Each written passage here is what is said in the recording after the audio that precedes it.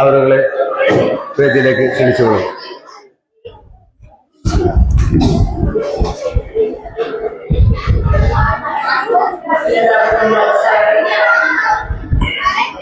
കുറേ നാളുകൾക്ക് ശേഷമാണ് അഴിഞ്ഞ വെയിലാണ് പരിപാടി നടത്താൻ നമ്മൾ നടത്തിയിട്ടുള്ളത്. ആദ്യ പ്രോഗ്രാം കൂടിയാണ്. എല്ലാ കുഞ്ഞുങ്ങൾക്കും അറിയാം. കുഞ്ഞുങ്ങൾക്ക് രക്ഷിതാക്കൾക്കും എല്ലാം പ്രത്യേക നിർദ്ദേശങ്ങളും അറിയിപ്പൊക്കെ നൽകിയതാണ് രക്ഷിതാക്കളും കുട്ടികളും എല്ലാം പക്ഷേ രക്ഷിതാക്കളുടെ പ്രാധാന്യം വളരെ കുറവാണ്. അത് ഞങ്ങൾക്ക് വളരെയധികം വിഷമമുണ്ട്. നമുക്കെല്ലാവർക്കും നിയമങ്ങളൊക്കെ അറിയാം. ഈ നിയമങ്ങളൊക്കെ കുറച്ച് നിയമങ്ങളൊക്കെ അറിയാം. ഈ നിയമങ്ങളിൽ ഒന്ന് വോട്ടെടുക്കുന്നതിനും അറിയാൻ വയ്യാത്തവ അറിയുന്നതിനും വേണ്ടിയാണ് ഇത് നിയമ ബോധവൽക്കരണ ക്ലാസ്. അല്ലെങ്കിൽ ഈ കാലയളവിൽ സൈബർ സുരക്ഷ, സൈബർ സെക്യൂരിറ്റിയുടെ പ്രാധാന്യം എത്രമാത്രമാണെന്ന് ക്ലാസ്സാണ് ഇത് നടക്കുന്നത്. നമ്മുടെ ഈ യോഗത്തിന്റെ അധ്യക്ഷത ചെയ്യുന്ന നമ്മുടെ ഏറെ ആദരണീയനായ പ്രസിഡന്റ് ശ്രീ നിസാം മാവള, അദ്ദേഹം ഈ പ്രോഗ്രാം നടത്തുന്നതിനെ കുറച്ച് ആളുകളോട് എടുത്ത് ആവശ്യപ്പെടുകയാണ്. നമുക്ക് എക്സാമൊക്കെ ആയതുകൊണ്ട് കുറച്ച് നാളുകൾക്ക് കൂടി കഴിഞ്ഞിട്ട് മതി എന്ന് ഞാൻ വാക്യമായിട്ട് നിർത്തിയിരുന്നു.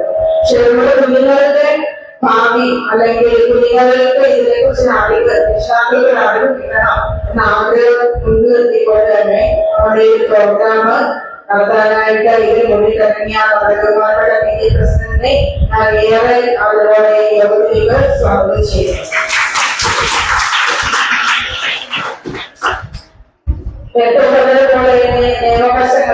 നിയമവശങ്ങൾ ഇതൊക്കെയാണോ, കുട്ടികളായ നമ്മൾ എന്തൊക്കെ അറിഞ്ഞിരിക്കണം, ടീച്ചർമാർക്കും കുറേയേറെ അറിയാനുള്ള ആകാംക്ഷയുണ്ട്. കുഞ്ഞുങ്ങളെ എങ്ങനെയായിരിക്കണം, കുഞ്ഞുങ്ങളുമായി ബന്ധപ്പെട്ട പ്രശ്നങ്ങൾ വരുമ്പോൾ എന്തൊക്കെയാണ് ഞങ്ങൾ അഭിമുഖീകരിക്കേണ്ടത് അങ്ങനെയുള്ള കാര്യങ്ങളൊക്കെ ഞങ്ങൾക്കും അറിയാനുണ്ട്. നമ്മുടെ ഇന്നത്തെ ക്ലാസ് ഇവിടെ എത്തിച്ചേർന്നിരിക്കുന്നത് പ്രിയങ്കരിയായിട്ടുള്ള ആദ്യ കലേഷ് മാഡമാണ്. അവിടെ കുന്നത്തൂർ ബാർ അസോസിയേഷൻ സെക്രട്ടറി കൂടിയായിട്ടുള്ള ശ്രീമതി അദ്വൈത കലേഷ് മരത്തെക്കുഴി യോഗത്തിലേക്ക് യോഗത്തിലേക്ക് സ്വാഗതം ചെയ്യും.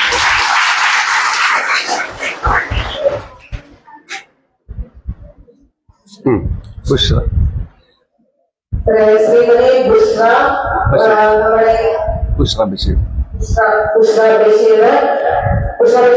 ഞാൻ ഏറെ സ്നേഹത്തോടെ യോഗത്തിലേക്ക് സ്വാഗതം ചെയ്യും. നമ്മുടെ പ്രിയ രക്ഷിതാക്കൾ ആൾക്കാരുടെ എണ്ണം രക്ഷിതാക്കളുടെ എണ്ണം കുറവാണെങ്കിൽ നമ്മുടെ കുട്ടികൾക്ക് വേണ്ടി ഇത്ര സമയമൊക്കെ മാറ്റി വെച്ച് നമ്മളോട് പറഞ്ഞു വെള്ളത്തിൽ പോയി തന്നെയായിരുന്നു അവിടെ നോക്കി വന്നയാളൊക്കെ പറഞ്ഞത്. അത്രയേറെ കുഞ്ഞുങ്ങൾക്ക് വേണ്ടി ആഗ്രഹ കുഞ്ഞുങ്ങളെ നമ്മുടെ കുഞ്ഞുങ്ങൾ നന്നായി വളരണം എന്ന ആഗ്രഹത്തോടുകൂടി എത്തിച്ചേർന്നിരിക്കുന്ന പ്രിയപ്പെട്ട രക്ഷിതാക്കളെ സ്നേഹത്തോടെ യോഗത്തിലേക്ക് സ്വാഗതം ചെയ്യുന്നു. പ്രിയപ്പെട്ട കുഞ്ഞുങ്ങളോടാണ് എനിക്ക് പറയാനുള്ളത്. നിങ്ങൾക്കുള്ള ഏത് അറിവും സൂക്ഷിച്ചു വെക്കുക. നിങ്ങൾക്ക് ഇപ്പോഴും അല്ലെങ്കിൽ ഭാവിയിലും ഒക്കെ അത് പ്രയോജനപ്പെടുത്താൻ പോകണം. പ്രിയപ്പെട്ട കുഞ്ഞുങ്ങൾക്ക് അത് ആകട്ടെ അല്ലെങ്കിൽ ഇവരൊക്കെ ഇങ്ങനെ പ്രാർത്ഥിച്ചുകൊണ്ട് സ്വാഗതം ചെയ്യുന്നു. അതുകൊണ്ട് തന്നെ എന്റെ പ്രിയ സമയത്തോടെയും സ്വാഗതം ചെയ്തുകൊണ്ട് നന്ദി. ക്ഷണിക്കണ്ടേ, അധ്യക്ഷനെ ക്ഷണിക്കണ്ടേ? ക്ഷണിച്ചു. സാറാ ക്ഷണിക്കല്ലേ?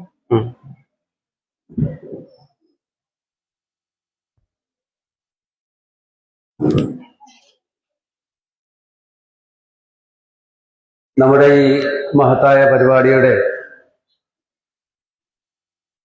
ബോധവൽക്കരണ ക്ലാസ് നടത്താൻ എത്തിയിരിക്കുന്ന Kunnathur bar association secretary advocate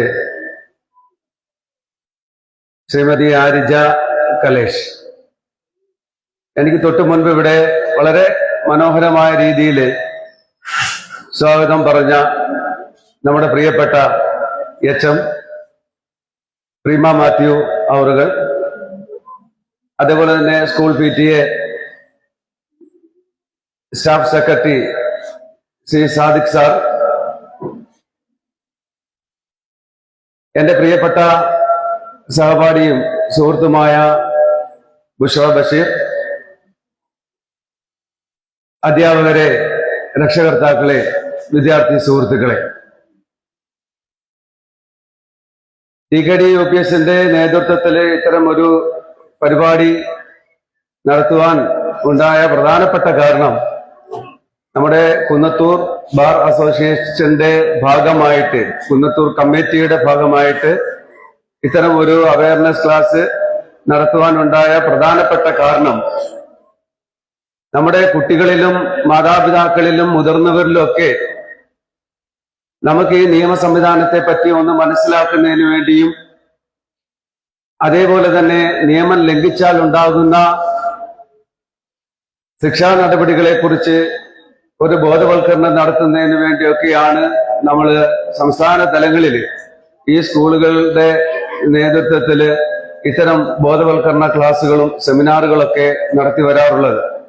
അതിന്റെ ഭാഗമായിട്ടാണ് TKD UPSന്റെ ഭാഗമായിട്ടും നമ്മുടെ കുഞ്ഞുങ്ങൾക്ക് വേണ്ടി, നമ്മുടെ മക്കൾക്ക് വേണ്ടി, മക്കളോടൊപ്പം നമ്മൾ രക്ഷകർത്താക്കൾ കൂടി ഉണ്ടെങ്കിൽ മാത്രമേ ഇത്തരം ക്ലാസുകൾ വളരെ എഫക്റ്റീവായി മാറുകയുള്ളൂ. കുഞ്ഞുങ്ങൾ ബോധവൽക്കരണ ക്ലാസ് കേൾക്കുകയും അതിനെ ക്യാച്ച് ചെയ്ത് അത് മക്കൾക്ക് പറഞ്ഞു കൊടുക്കുവാൻ യഥാർത്ഥത്തിൽ ഇത്തരം ക്ലാസ്സിൽ, ഇത്തരം വേദികളിൽ മാതാപിതാക്കൾ കൂടി ഉണ്ടാകണം. ഇനിയുള്ള ക്ലാസ്സുകളിൽ തീർച്ചയായിട്ടും എന്റെ ശബ്ദം ശ്രവിക്കുന്ന മാതാപിതാക്കൾ ഇത്തരം ബോധവൽക്കരണ ക്ലാസ്സിൽ പങ്കെടുക്കണമെന്ന് വിനീതമായി അപേക്ഷിക്കുകയാണ്. നമുക്കറിയാം, നമ്മുടെ ഭരണഘടന ഏറ്റവും മികച്ച ഒരു ഭരണഘടനയാണ്. മികച്ച ഭരണഘടനയുള്ള രാജ്യത്താണ് നാം ജീവിക്കുന്നത്. അതേപോലെ തന്നെ ഏറ്റവും വലിയ ഭരണഘടനയുള്ള ഒരു രാജ്യത്ത് കൂടിയാണ് നമ്മൾ ജീവിക്കുന്നത്. അപ്പോൾ ഭരണഘടന നമുക്ക് അനുവദിക്കുന്ന അവകാശങ്ങൾ, ആ അവകാശങ്ങൾ അനുസരിച്ച് വേണം ഓരോ ഇന്ത്യൻ പൗരനും നമ്മുടെ രാജ്യത്ത് ജീവിച്ച് മുന്നോട്ട് പോകുവാൻ. ഇപ്പോൾ നമ്മുടെ നിയമ സംവിധാനങ്ങൾക്ക് യാതൊരു ഭയവും ഇല്ലാത്തതിന്റെ ഭാഗമായിട്ടാണ് നമ്മുടെ രാജ്യത്ത് നിയമത്തെ പേടിയില്ല, അങ്ങനെ തന്നെ പറയാം. നിയമത്തെ പേടിയില്ലാത്തതിന്റെ ഭാഗമായിട്ടാണ് നമ്മുടെ നാടുകളിൽ, നമ്മുടെ രാജ്യത്ത്, നമ്മുടെ ഗ്രാമങ്ങളിൽ അക്രമങ്ങളും അതേപോലെ തന്നെ കൊലപാതകങ്ങളും മോഷണങ്ങളും എല്ലാം അരങ്ങേറുന്നത്. അപ്പോൾ തീർച്ചയായിട്ടും നമ്മൾ ഈ നിയമവ്യവസ്ഥയെ ഒരു ഭയമുണ്ടെങ്കിൽ തീർച്ചയായിട്ടും നമ്മൾ ഇത്തരം കാര്യങ്ങളിൽ നിന്നും നമ്മൾ വിട്ടുനിൽക്കുന്നതാണ്.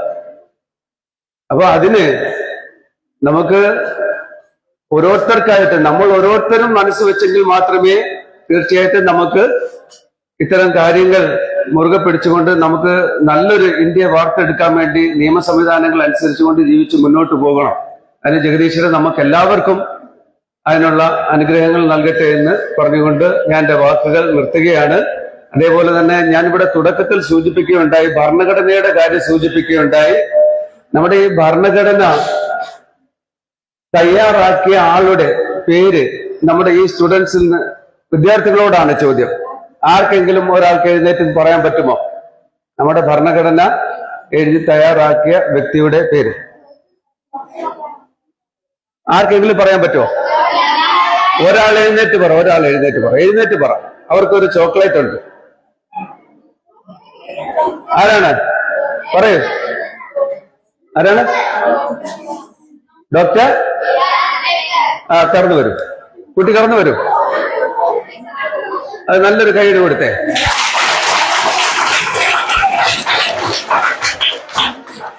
അങ്ങോട്ട് എല്ലാരും കാണട്ടെ. കുട്ടി പേരെന്താണ്? ഐഫ. ആയിപ്പാണ് ആൻസർ പറഞ്ഞിരിക്കുന്നത്. പിടിക്കും. അപ്പോൾ നമ്മുടെ പ്രോഗ്രാമിന് വേണ്ടി നമ്മൾ bar association secretary advocate Shrimati Arija കലേഷിനെ വേദിയിലേക്ക് ക്ഷണിക്കുകയാണ്.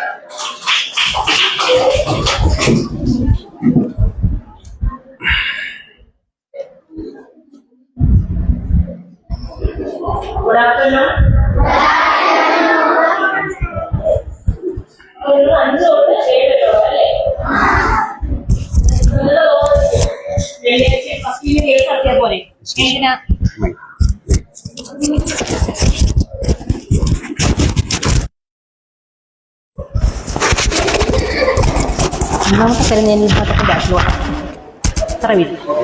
അപ്പോ നിങ്ങൾ വിചാരിക്കും വക്കീലിന്റെ കേസ് നടത്തിയാൽ പോലെ വന്ന് ക്ലാസ് എടുക്കാൻ ടീച്ചർമാരില്ലേ അതല്ലേ?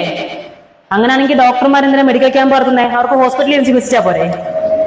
അതെന്തുകൊണ്ടാ? അവരുടെ സേവനം അല്ലെങ്കിൽ അവരുടെ സേവനങ്ങളെ പറ്റി എന്ത് ചെയ്യണം? സമൂഹത്തിലേക്ക് ഇറങ്ങിച്ചെന്നറിയണം അല്ലേ? ഇപ്പൊ ഞങ്ങൾ കേസ് കോടതിയിൽ വെച്ച് മാത്രം നടത്തുകയാണ്. അപ്പൊ നിങ്ങൾക്ക് നിങ്ങളുടെ നിയമങ്ങളും നിങ്ങളുടെ അവകാശങ്ങളെ പറ്റിയൊക്കെ നിങ്ങൾക്ക് എങ്ങനെ അറിയാൻ പറ്റും? പുസ്തകം വായിക്കുവോ? വായിച്ച് മനസ്സിലാക്കുവോ? അതല്ലേ ഏറ്റവും നല്ലത്. അതുപോലെ തന്നെ നല്ലതാണ് ഒരാള് പറഞ്ഞു തരുമ്പോഴേ നമുക്ക് എന്ത് പറ്റും? പെട്ടെന്ന് നമുക്ക് മനസ്സിലാക്കാൻ പറ്റും. വെള്ളിയാഴ്ച ആയിരിക്കും ഇന്ന്, എല്ലാവർക്കും PT പീരീഡ് ഒക്കെ കാണും. ലാസ്റ്റ് അവർ PT പീരീഡ് ഒക്കെ ഉള്ളവർ കാണും. എല്ലാവരും ഒന്ന് നിൽക്കുക. എന്തായാലും ക്ലാസ്സിൽ ഇരുന്ന് ഉറങ്ങണ്ടല്ലോ. ഇവിടെ നിന്ന് ഉറങ്ങണം എന്നല്ല, ഇത് കേൾക്കണം. എന്നിട്ട് അവസാനം ഞാൻ കുറച്ച് ചോദ്യം ചോദിക്കും, അങ്ങനെ എല്ലാവരും മറുപടിയും പറയണം. നിയമങ്ങളെ പറ്റിയൊക്കെ അറിയാവോ? ഈ കോടതികള് കേസ് നടത്താൻ വേണ്ടി മാത്രമുള്ളതാണോ? പിന്നെ ക്ലാസ് നടത്താനോ?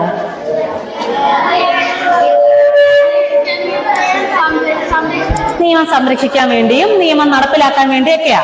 അപ്പം ഒരു കോടതിക്ക് ഇറങ്ങി വന്ന് ഇതുപോലെ എല്ലാ കാര്യവും പറഞ്ഞു തരാൻ പറ്റുമോ? ഇല്ല. അപ്പൊ നമുക്ക് legal service authorities, legal service committee അങ്ങനൊക്കെ പറഞ്ഞ് കൊച്ചു കൊച്ചു സ്ഥാപനങ്ങളുണ്ട്. അപ്പോ അവരുടെ ജോലി എന്താ? ഇതുപോലെ ബോധവൽക്കരണം നടത്തുക, നമ്മുടെ സമൂഹത്തിലെ ജനങ്ങളുടെ ആവശ്യം എന്താണെന്ന് അറിയുക, അങ്ങനെയൊക്കെയുള്ളയാ. അപ്പം അതിന്റെ മെയിൻ ഹെഡ് എന്ന് പറഞ്ഞാൽ ആരായിരിക്കും? സുപ്രീം കോടതി. നാഷണൽ ലെവൽ എന്ന് പറയുമ്പോൾ നമ്മളുടെ ഏറ്റവും വലിയ കോടതി എന്ന് പറയുന്നത്, അല്ലെങ്കിൽ നമ്മുടെ ഏറ്റവും വലിയ നിയമം നടപ്പിലാക്കുന്ന ഒരു സംവിധാനം എന്ന് പറയുന്നത് എന്താണ്? സുപ്രീം കോടതിയാണ്. നമ്മുടെ ഭാരതത്തിലെ സുപ്രീം കോടതിയാണ് ഏറ്റവും വലുത്. അതിന് തൊട്ട് താഴെയായിട്ട് വരുന്നവരാരാണ്? സ്റ്റേറ്റില്, നമ്മുടെ സംസ്ഥാനങ്ങളിലെ ഏറ്റവും മുഖ്യമായിട്ട് നിൽക്കുന്നത് ഹൈക്കോടതികൾ. അതിനുശേഷം ജില്ലയിലെ പ്രമുഖനായിട്ട് വരുന്നു, അതാരാ? ജില്ലാ കോടതി വരുന്നു. ശേഷം നമ്മുടെ കീഴ്ക്കോടതികൾ വരുന്നു. അപ്പോ national legal service authority, state legal service authority, district legal service authority and then taluk legal service committee. ഇങ്ങനെ 4 ഭാഗങ്ങളായിട്ടുണ്ട്. അപ്പൊ നമ്മൾ ഈ ചെയ്യുന്ന താലൂക്ക് ലീഗൽ സർവീസ് കമ്മിറ്റിയുടെ ഭാഗമായിട്ടാണ് ഇതിന്റെ എല്ലാ റിപ്പോർട്ടുകളും അതുപോലെ നമ്മൾ ചെയ്യുന്ന പ്രവർത്തനങ്ങളും നമ്മൾ ആരെ ബോധിപ്പിക്കണം? സുപ്രീം കോർട്ടിന്റെ നാഷണൽ ലീഗൽ സർവീസ് കമ്മിറ്റിയിൽ, നാഷണൽ ലീഗൽ സർവീസ് അതോറിറ്റിയിൽ നമ്മൾ ബോധിപ്പിക്കണം. അപ്പൊ ഇവിടുത്തെ ക്ലാസ്സും നിങ്ങളുടെ ഈ ഫോട്ടോയും ഒക്കെ എടുത്ത് നമ്മൾ എന്ത് ചെയ്യും? ഒരു റിപ്പോർട്ട് തയ്യാറാക്കി നമ്മൾ അയക്കും. ഇന്ന ദിവസം ഇത്ര മണി മുതൽ ഞങ്ങൾ ഇവിടെ ഒരു ക്ലാസ് എടുത്തു. അപ്പൊ എന്താണ് ക്ലാസ് എടുത്തത്? അപ്പൊ നമ്മൾ വെറുതെ ഫോട്ടോ അയക്കാൻ വേണ്ടി മാത്രം ഒന്ന് എടുത്താൽ മതിയോ? അല്ല. അപ്പൊ നമുക്ക് അതിനു മുമ്പ് ആദ്യം ലീഗൽ സർവീസ് അതോറിറ്റി എന്താണെന്ന് പറയാം. ഈ ലീഗൽ സർവീസ് അതോറിറ്റിയുടെ മെയിൻ ഒരു എയിം, അവരുടെ ഡ്യൂട്ടി എന്തായിരിക്കും? എല്ലാ സ്ഥാപനങ്ങൾക്കും ഓരോ ഡ്യൂട്ടി ഉണ്ട്. നമ്മുടെ സ്കൂളിന്റെ ഡ്യൂട്ടി എന്താ? പഠിപ്പിച്ച് വെറുതെ പഠിപ്പിച്ച ഒരു കുട്ടിയെ വാർത്തെടുക്കണം. എങ്ങനെ അവനെ പഠിത്തത്തിലും അവന്റെ എക്സ്ട്രാ കരിക്കുലർ ആക്ടിവിറ്റീസും, പാട്ട് പാടാൻ അറിയുന്ന കുട്ടിയാണെങ്കിൽ അവന് അതിന് ഇമ്പോർട്ടൻസ് കൊടുക്കണം. എല്ലാം ഒരാളെ സർവ്വഗുണ സമ്പന്നനാക്കാൻ എന്ത് ചെയ്യുന്നുണ്ട്? സ്കൂള് ശ്രമിക്കും. അപ്പം അതാണ്. അതുപോലെ ഓരോന്നിനും ഓരോ ഡ്യൂട്ടീസ് ഇല്ലേ? അതുപോലെ നമ്മുടെ ലീഗൽ സർവീസ് അതോറിറ്റിക്ക് കുറെ ഡ്യൂട്ടി ഉണ്ട്. അതിലൊന്നാണ് ഇപ്പൊ നടന്നുകൊണ്ടിരിക്കുന്നത്. എന്ത്? ബോധവൽക്കരണ ക്ലാസ്. അപ്പൊ കുഞ്ഞുങ്ങൾക്ക് മാത്രമാണോ നമ്മൾ ബോധവൽക്കരണം നടത്തുന്നേ? അല്ല.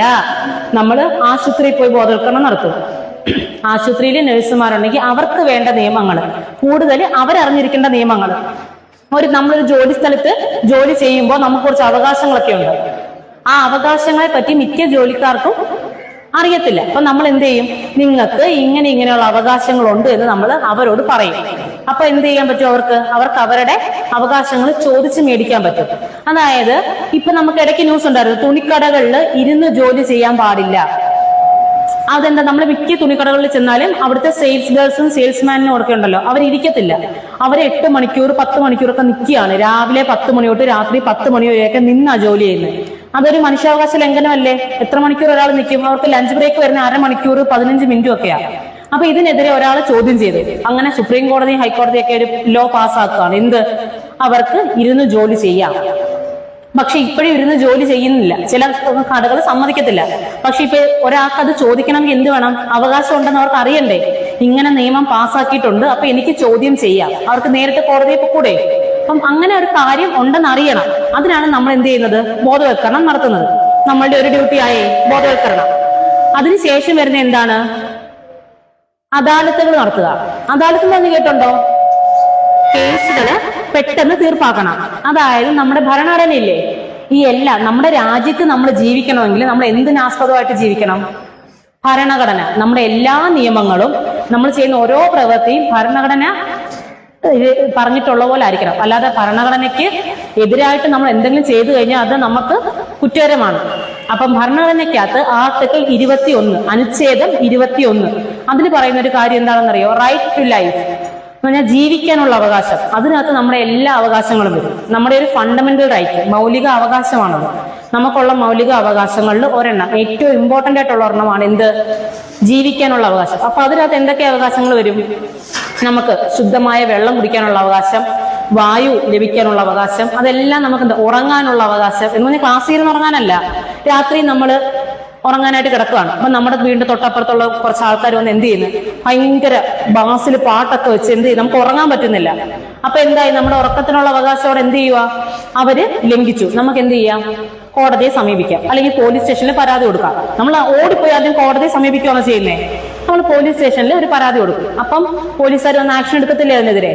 അപ്പൊ അതുപോലൊരു അവകാശമാണ് ആർട്ടിക്കിൾ 21. അതിനകത്ത് വരുന്ന ഒരു കാര്യമാണ് speedy trial. Right to speedy trial എന്ന് പറഞ്ഞാൽ പെട്ടെന്നുള്ള നമ്മളുടെ നിയമം നമ്മളുടെ കയ്യിലേക്ക് നമുക്ക് നിയമം നടപ്പിലാക്കി തരിക, നമുക്ക് നീതി പെട്ടെന്ന് ലഭിക്കുക. സ്പീഡി ട്രയൽ, നമ്മുടെ വിസ്താരം അല്ലെങ്കിൽ നമ്മുടെ ഒരു കേസ് പെട്ടെന്ന് തീർപ്പാക്കുക. അതാണ് നമ്മളുടെ ഈ ആർട്ടിക്കിൾ 21 പറയുന്ന ഒരു കാര്യം, റൈറ്റ് ടു സ്പീഡി ട്രയൽ എന്ന് പറയുന്നത്. അപ്പോ ഈ സ്പീഡി ട്രയൽ നടക്കണമെങ്കിൽ എന്ത് വേണം? സാധാരണ ഒരു കേസ് ഫയൽ ചെയ്യുന്നു, എതിർകക്ഷിക്ക് നോട്ടീസ് പോകുന്നു, എതിർകക്ഷി അപ്പിയർ ആവുന്നു, പിന്നെ അവരവരുടെ ഭാഗം എഴുതുന്നു, ഒബ്ജക്ഷൻ ഇടുന്നു, അങ്ങനെ പറഞ്ഞ് പലതായിട്ട് അങ്ങ് പോത്തില്ലേ? അപ്പൊ ചില കേസുകളൊക്കെ കുഞ്ഞു കേസായിരിക്കും. 2 കൂട്ടരെ ഒന്ന് പിടിച്ചിരുത്തി സംസാരിച്ചു കഴിഞ്ഞാൽ തീരുന്ന പ്രശ്നങ്ങൾ. ഉള്ളി തൊലിക്കുമ്പോൾ നമുക്ക് എന്തെങ്കിലും കിട്ടുമോ? അതുപോലുള്ള പ്രശ്നങ്ങൾക്കാണ് കോടതിയിൽ വലിയ കാര്യത്തെ കേസ് കൊടുക്കുന്നത്. അപ്പൊ ഈ 2 കൂട്ടരെയും വിളിച്ചിരുത്തി ഒരു തേർഡ് പാർട്ടി, ഈ 2 കൂട്ടരോട് ഒരു സ്നേഹമോ അല്ലെങ്കിൽ ഒരു പ്രത്യേക പാർഷ്വാലിറ്റിയോ ഇല്ലാത്ത ഒരാള് മീഡിയേറ്റർ ആയിട്ട് നടുക്കുന്ന എന്ത് ചെയ്യും? സംസാരിക്കും. എന്താണ് നിങ്ങളുടെ പ്രശ്നം? എന്റെ പ്രശ്നം ഇതൊക്കെയാണ്. അപ്പൊ അവരെന്ത് പറയുന്നു? അവരുടെ പ്രശ്നം ഇതാണ്. അപ്പൊ നമ്മള് എന്ത് ചെയ്യും? ആ മൂന്നാമതൊരാള്, അയാളെന്ന് പറഞ്ഞാൽ ഈ 2 കൂട്ടരെയും തമ്മിൽ പേഴ്സണലായിട്ട് ഒരു അറിവും ഇല്ല, അവരോട് ഒരു ബയാസും ഇല്ല, എന്ന് പറഞ്ഞാൽ അവരോട് പ്രത്യേക സ്നേഹമൊന്നുമില്ല. അപ്പൊ 2 കൂട്ടരുടെയും കാര്യം കേട്ടിട്ട് എന്ത് ചെയ്യും? വേണ്ട ഒരു നടപടി സ്വീകരിക്കും. അപ്പൊ അവർക്ക് എന്ത് കിട്ടി? നീതി അവിടെ കിട്ടിയല്ലോ. 2 കൂട്ടർക്കും നല്ലതായിട്ടുള്ളൊരു തീരുമാനമേ ആരെടുക്കത്തുള്ളൂ? ഈ നിൽക്കുന്ന ജഡ്ജായിട്ട് വരുന്ന അദ്ദേഹം എടുക്കത്തുള്ളൂ. അപ്പൊ എന്ത് കിട്ടി? അവർക്ക് നീതി കിട്ടിയില്ലേ? അവരിപ്പോ കോടതിയിൽ കേസ് കൊടുത്തായിരുന്നെങ്കിൽ ഇപ്പൊ എത്ര കാലം എടുത്തേനെ?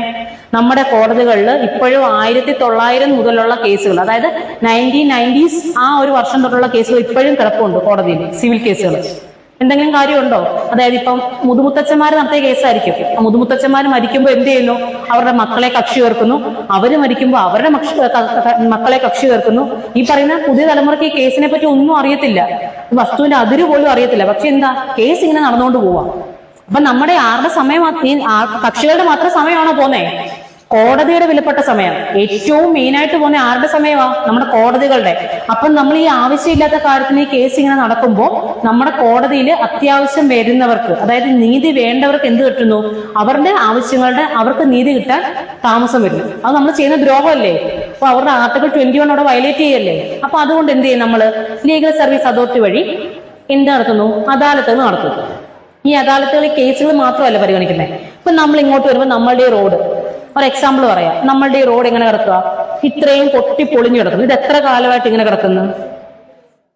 എത്ര നാളെ? ഞാന് ഒരു 6 മാസം മുമ്പ് ഇവിടെ ഒരു കമ്മീഷൻ വന്നായിരുന്നു. അന്ന് തൊട്ട് അതിന് മുമ്പേ കിടക്കുക. ഞാൻ 6 മാസം മുമ്പ് വന്നപ്പോ ഈ റോഡ് ഇതുപോലെ പൊട്ടിപ്പൊളിഞ്ഞു കിടക്കുക. ഇപ്പൊ റോഡിന്റെ വീതി കുറഞ്ഞു വരുന്നു. അതായത് ഇപ്പൊ നമ്മുടെ സ്കൂട്ടറിന്റെ ടയർ പോകുന്ന വീതിക്ക് മാത്രമായി ഒരു റോഡാണ്. എത്ര ആക്സിഡന്റുകൾ ഉണ്ടാവും? ഒരു വണ്ടി വന്നാൽ നമുക്ക് മാറാനുള്ള സ്ഥലമില്ല. അപ്പൊ നമ്മളൊരു എക്സാമ്പിൾ ഒരു റോഡ് എടുക്കുവാണെങ്കിൽ ആ റോഡ് ഇങ്ങനെ കിടക്കുകയാണ്. അപ്പൊ നമ്മൾ ആദ്യം കാണുന്ന ആരാ? പാർട്ടിക്കാർ. അവരെന്ത് ചെയ്യുന്നു? കൊടി കുത്തിയിട്ട് ഭയങ്കര സമരം. ഈ റോഡ് അവരങ്ങ് ഉപരോധിക്കും. അതായത് നമുക്ക് പോകാനുള്ള ഏക വഴിയായത് അതിനെ അങ്ങ് ഉപരോധിക്കുക. അപ്പൊ നമുക്ക് അവിടെ എന്ത് നഷ്ടമാണ് വരുന്നത്? നമുക്ക് പോകാൻ വരെ വഴിയില്ല. ഇവര് നമുക്ക് വേണ്ടിയാണ് ചെയ്യുന്നതെന്ന് പറയുന്നു, പക്ഷെ നമുക്ക് എന്തെങ്കിലും ഗുണം കിട്ടുന്നുണ്ടോ? ഇവര് എന്ത് ചെയ്യുന്നു? ആദ്യം ഫസ്റ്റ് ദിവസം ഒരു പാർട്ടിക്കാർ ചെയ്തു, സെക്കൻഡ് ദിവസം അടുത്ത പാർട്ടിക്കാർ, തേർഡ് ദിവസം അടുത്ത പാർട്ടിക്കാർ, അങ്ങനെ ഓരോ പാർട്ടിക്കാർ വന്ന് റോഡ് ഉപരോധിക്കുന്നു, പോലീസ് സ്റ്റേഷൻ മാർച്ച് നടത്തുന്നു, PWD മാർച്ച് നടത്തുന്നു. എന്നിട്ട് ഇതുവരെ എന്തെങ്കിലും മാറ്റം വന്നോ? ഇല്ല. അങ്ങനെയൊക്കെ ഇരിക്കുമ്പോൾ നമുക്ക് എന്ത് ചെയ്യാം? ഈ അദാലത്തല്ല, നമ്മുടെ അദാലത്ത് വരുന്നൊരു ഡേറ്റ് അറിയുന്നു. അപ്പൊ നമുക്ക് രാഷ്ട്രീയക്കാരനാവണമെന്നോ വക്കീലാവണമെന്നോ അല്ലെങ്കിൽ ഒന്നും ആവണമെന്നില്ല. ഞാൻ എന്റെ വീട് എന്റെ വീടിന്റെ മുമ്പിൽ കൂടെ ഉള്ള ഒരു പഞ്ചായത്ത് റോഡാണത്. അതിങ്ങനെ കിടക്കുകയാണ്. ഞാൻ കൈപ്പടയിൽ ഒരു പരാതി എഴുതും. പരാതി ഇപ്പൊ നമുക്ക് എഴുതാൻ അറിയത്തില്ലെങ്കിൽ നമ്മൾ നമ്മുടെ ലീഗൽ സർവീസ് അതോറിറ്റിയിലോട്ട് ചെന്ന് കഴിഞ്ഞാൽ അവിടെ PLV-മാരുണ്ട്, പാരാ ലീഗൽ വോളണ്ടിയേഴ്സ്. അവര് വക്കീലന്മാരല്ല, പക്ഷെ നിയമം നടത്താൻ സഹായിക്കുന്നവർ.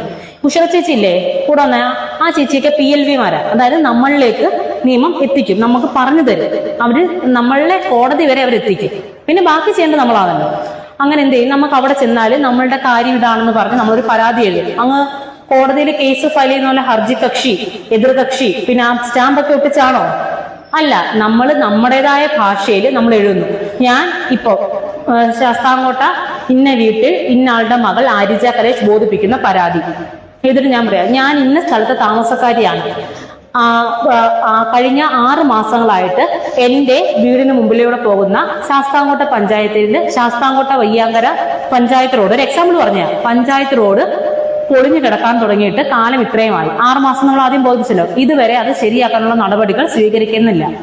എന്നിട്ട് നമ്മൾ എന്ത് ചെയ്യുന്നു? അവിടെ എന്തൊക്കെ ആക്സിഡന്റ് നടന്നു. അപ്പൊ എനിക്കറിയാം, എന്റെ വീടിന്റെ മുമ്പിൽ ഒരു വണ്ടി വന്ന് വീണ് കഴിഞ്ഞാൽ എനിക്കറിയാൻ പറ്റുമല്ലോ. ഞാൻ ഇന്ന ഡേറ്റിൽ ഇന്നൊരു ആക്സിഡന്റ് അവിടെ നടന്നു, അങ്ങനെയൊക്കെ പറഞ്ഞ് ഡീറ്റെയിൽ ആയിട്ടൊരു പരാതി ഞാൻ എന്റെ കൈപ്പടയിൽ എഴുതി ഇവിടെ സമർപ്പിക്കുന്നു. അപ്പൊ നമ്മൾ എന്നിട്ട് ചോദിക്കാം, അവിടെ ഇപ്പം ഹർജി കക്ഷി മാത്രം മതിയോ? പരാതിക്കാരൻ മാത്രം മതിയോ?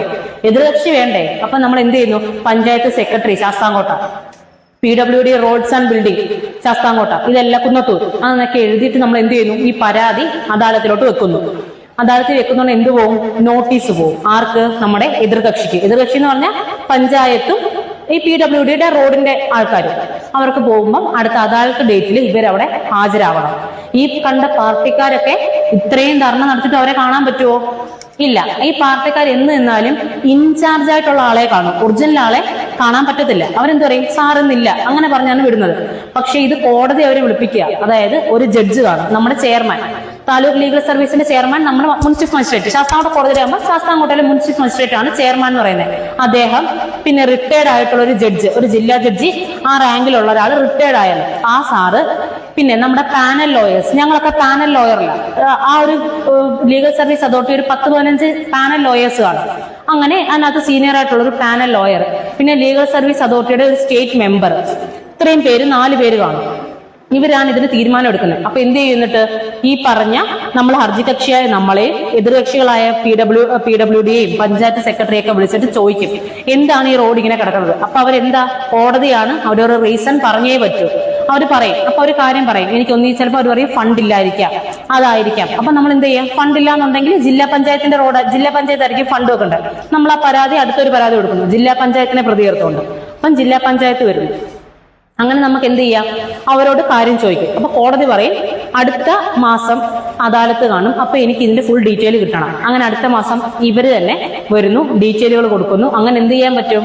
നമുക്ക് ആ റോഡ് ശരിയാക്കി എടുക്കാൻ പറ്റും. ഇതിനൊരു എക്സാമ്പിൾ ഇത് ഞാൻ ഉറപ്പിച്ച് പറയാനുള്ള കാരണം, നമ്മുടെ ശാസ്താംകോട്ട കോളേജ് റോഡ് ഓർമ്മയുണ്ടോ? പഴയ കോളേജ് റോഡ് അവരിടയ്ക്ക് വന്നത് പൊളിച്ചിട്ട് പിന്നെ അതിനകത്ത് കുറെ മെറ്റലും കൊണ്ടിട്ട് അപ്പൊ ഞാൻ അതുവഴി വണ്ടി പോകുന്ന ഒരാളാണ്. ഞാൻ 2 പ്രാവശ്യം വീഴാൻ പോയി. 2 പ്രാവശ്യം വീഴാൻ പോയി എന്ന് പറഞ്ഞാൽ നല്ലപോലെ വീഴാൻ പോയി. അതിനുശേഷം നമ്മുടെ കോടതിയിലോട്ടൊരു കയറ്റമുണ്ട്. ആ കയറ്റത്തിൽ ഞാൻ മറിഞ്ഞു വീണു. എന്റെ കൈയും കാലും ഒക്കെ ഒരഞ്ഞു മറിഞ്ഞു വീണു. അപ്പൊ എനിക്ക് ആരോട് ഞാൻ ദേഷ്യപ്പെടുന്ന ആരോടാ? അപ്പൊ ഞാൻ വീണപ്പോ ജഡ്ജി ഒഴിച്ച് ബാക്കി ആ കോടതിയിലുള്ള എല്ലാവരും വന്ന് കണ്ടു. അപ്പൊ നമുക്ക് എന്താ? ചമ്മല് വന്നു, വേദന പിന്നത്തെ കാര്യം. അത് നമ്മൾ ചമ്മി. ഏറ്റവും അവസാനം ഞാൻ എന്ത് ചെയ്തു? ആ അദാലത്ത് ഒരു സമയം ഞാൻ അദാലത്തിൽ ഒരു പരാതി കൊടുത്തു. അതിനു മുമ്പ് അവിടെ കോൺഗ്രസ്സുകാരും കമ്മ്യൂണിസ്റ്റുകാരും BJP-ക്കാരും എല്ലാം എന്താ അവിടെ കൊടുത്തിട്ടുണ്ട് പരാതി. ഞാനായിട്ട് തന്നെ ബാർ അസോസിയേഷന്റെ പേരിൽ ഒരു പരാതി കൊടുക്കുന്നു. അപ്പൊ എന്താ ഈ PWD റോഡ് ആൻഡ് ബിൽഡിങ്ങിനെ വിളിപ്പിച്ച് എന്തുകൊണ്ട് അത് ശരിയാക്കുന്നില്ല എന്ന് ചോദിച്ച് അതിപ്പോ ശരിയായിട്ടുണ്ട്. അപ്പൊ എന്റെ ഒരാളുടെ മാത്രം കഴിവുകൊണ്ടല്ലത്, ഈ പാർട്ടിക്കാരൊക്കെ ചെയ്ത് അതിനകത്തൊരു ഗുണമായിട്ട് വന്നിട്ടുണ്ട്. പക്ഷെ നമ്മൾ ജില്ലാ പഞ്ചായത്തിനെ വരെ ഇതിനകത്ത് പ്രതി ചേർത്ത് അവർ വരെ ഇവിടെ വന്നു. അവർ വരെ ഇവിടെ വന്നിട്ടാണ് നമുക്ക് ആ റോഡും നമ്മുടെ കോടതിയിൽ ഇപ്പൊ ഇന്റർലോക്ക് ഇട്ടു. വർഷങ്ങളായിട്ട് ഇന്റർലോക്കിന് സാങ്ഷൻ ആയി കിടന്നിട്ട് ഇതുവരെ അവര് ഇന്റർലോക്ക് ഇട്ടിട്ടില്ലായിരുന്നു. പക്ഷെ ഇപ്പൊ എന്തായി, ഇന്റർലോക്ക് ഇട്ട് വൃത്തിയായി ആ കോടതി. അപ്പൊ നമ്മളും അതിനകത്തൊരു കണികയാവാൻ പറ്റില്ല നമുക്ക്. അപ്പൊ നമ്മളെ കൊണ്ടും ചെയ്യാൻ പറ്റും. അതിന് വലിയ നിയമം പഠിക്കേണ്ട ആവശ്യമുണ്ടോ?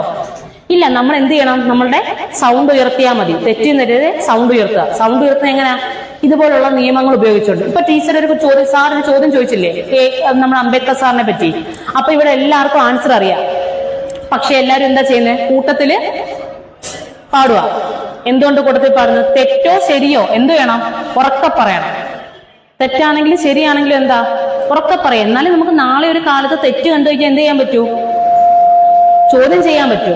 ഇനിയിപ്പോ നിങ്ങൾ അടുത്ത് വരാൻ പോകുന്ന ക്ലാസ്, അടുത്ത് കേൾക്കാൻ പോകുന്നത് നമ്മൾ ചോദ്യം ചെയ്യേണ്ട കാര്യങ്ങളെ പറ്റിയാണ്.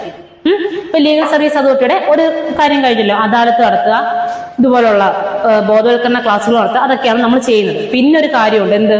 Free legal aid. അതും ഒരു നമ്മുടെ ഫണ്ടമെന്റൽ റൈറ്റ് ആണ്. എന്ത്? മൗലിക അവകാശം. നിയമസഹായം സൗജന്യമായി ലഭിക്കുക. അതായത് ഇപ്പൊ എല്ലാവർക്കും ഒരു കോടതിയിൽ പോയി കേസ് നടത്തണം എന്നറിയാവോ? ഇപ്പൊ നമുക്കൊരു ചെറിയൊരു വഴക്ക്, അല്ലെങ്കിൽ നമുക്കൊരു എന്താ പറയുക, നമുക്ക് ചെറിയൊരു പ്രശ്നമുണ്ട് നമ്മുടെ വീട്ടിൽ. ഇപ്പൊ അപ്പുറം ഇപ്പുറം നമ്മളൊരു പ്രശ്നം. പക്ഷെ എനിക്ക് ഒരു കോടതിയിൽ പോയി കേസ് നടത്താനുള്ള ആസ്തിയില്ല, എനിക്ക് അതിനുള്ള വിദ്യാഭ്യാസം ഇല്ല. ഒരു വക്കീലിനെ കണ്ടു കഴിഞ്ഞാൽ എങ്ങനെയാണ് കാര്യം പറഞ്ഞ് ബോധിപ്പിക്കേണ്ടത് എനിക്ക് അറിയത്തുമില്ല. നമ്മളൊരു വക്കീലിന് കേസ് നടത്തണമെങ്കിൽ എന്ത് കൊടുക്കണം?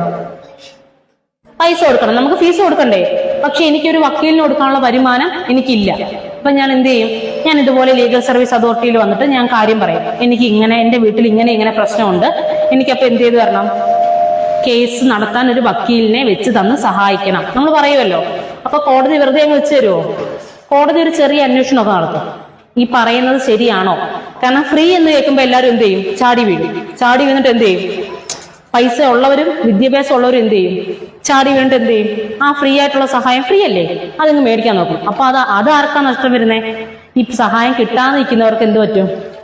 ബുദ്ധിമുട്ട് വരത്തില്ലേ? അപ്പൊ കോടതി ചെറിയൊരു അന്വേഷണമൊക്കെ നടത്തിയിട്ട്, അത് നമ്മുടെ PLV-മാരൊക്കെ ചെറിയൊരു അന്വേഷണമൊക്കെ നടത്തും. അവർക്ക് ഇങ്ങനെ ഉള്ളവരാണോ, അവർക്ക് കേസ് നടത്താൻ പറ്റുമോ എന്നൊക്കെ. എന്നിട്ട് എന്ത് ചെയ്യും? റിപ്പോർട്ട് കൊടുത്തതിന്റെ അടിസ്ഥാനത്തിൽ ഉള്ള ആവശ്യമുള്ളവരാണെങ്കിൽ കോടതി ഒരു വക്കീലിനെ വെച്ചു കൊടുക്കും. നമ്മൾ ഈ ഭീമാകാരമായ ഫീസ് വക്കീലിന് കൊടുക്കേണ്ടി വരുമോ? ഇല്ല. നമ്മൾ ചിലപ്പോൾ കുറച്ച് സ്റ്റാമ്പ് ഡ്യൂട്ടിയോ അതുപോലെ എന്തെങ്കിലും ഒരു പെറ്റീഷന്റെ കുറച്ച് പൈസയോ അങ്ങനെയുള്ള കാര്യങ്ങൾ മാത്രം നമ്മൾ ആ വക്കീലിന് കൊടുത്താൽ മതി. സാധാരണ ഒരു കേസ് നടത്തുന്നതിന്റെ ഒരംശം പോലും നമ്മൾ കൊടുക്കേണ്ടി വരത്തില്ല. അദ്ദേഹം എങ്ങനെയായിരിക്കും ആ കേസ് നടത്തുന്നേ? ഫീസ് മേടിച്ച് സ്വന്തമായി ഒരു കേസ് എങ്ങനെ നടത്തുന്നോ അതുപോലെ തന്നെ ഈ കിട്ടുന്ന ലീഗൽ എയ്ഡ് കേസ് നടത്തും. ഈ വാദിക്ക് അല്ലെങ്കിൽ പരാതിക്കാരന് മാത്രമായിരിക്കും ലീഗൽ എയ്ഡ് വെച്ച് കൊടുക്കുന്നേ? അല്ല. ഇപ്പൊ നമ്മൾ ഒരാളെ പോലീസ് പിടിച്ചോണ്ട് വന്നു രാത്രിയിൽ, അതായത് കോടതി 24 മണിക്കൂറാണ് നമ്മുടെ 24 മണിക്കൂറാണ് കോടതിയുടെ സമയം.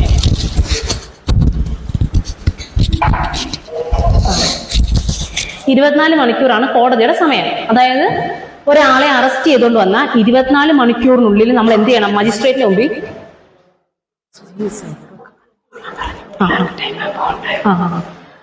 24 മണിക്കൂറിനുള്ളിൽ ഹാജരാക്കണം. പോലീസ് ഒരാളെ അറസ്റ്റ് ചെയ്ത് കഴിഞ്ഞാൽ 24 മണിക്കൂറിനുള്ളിൽ അദ്ദേഹത്തെ നമ്മുടെ കോടതിയുടെ മുമ്പിൽ ഹാജരാക്കണം. ഇപ്പം രാത്രി 12 മണിക്കാണെങ്കിലും അയാളെ എന്ത് ചെയ്യും?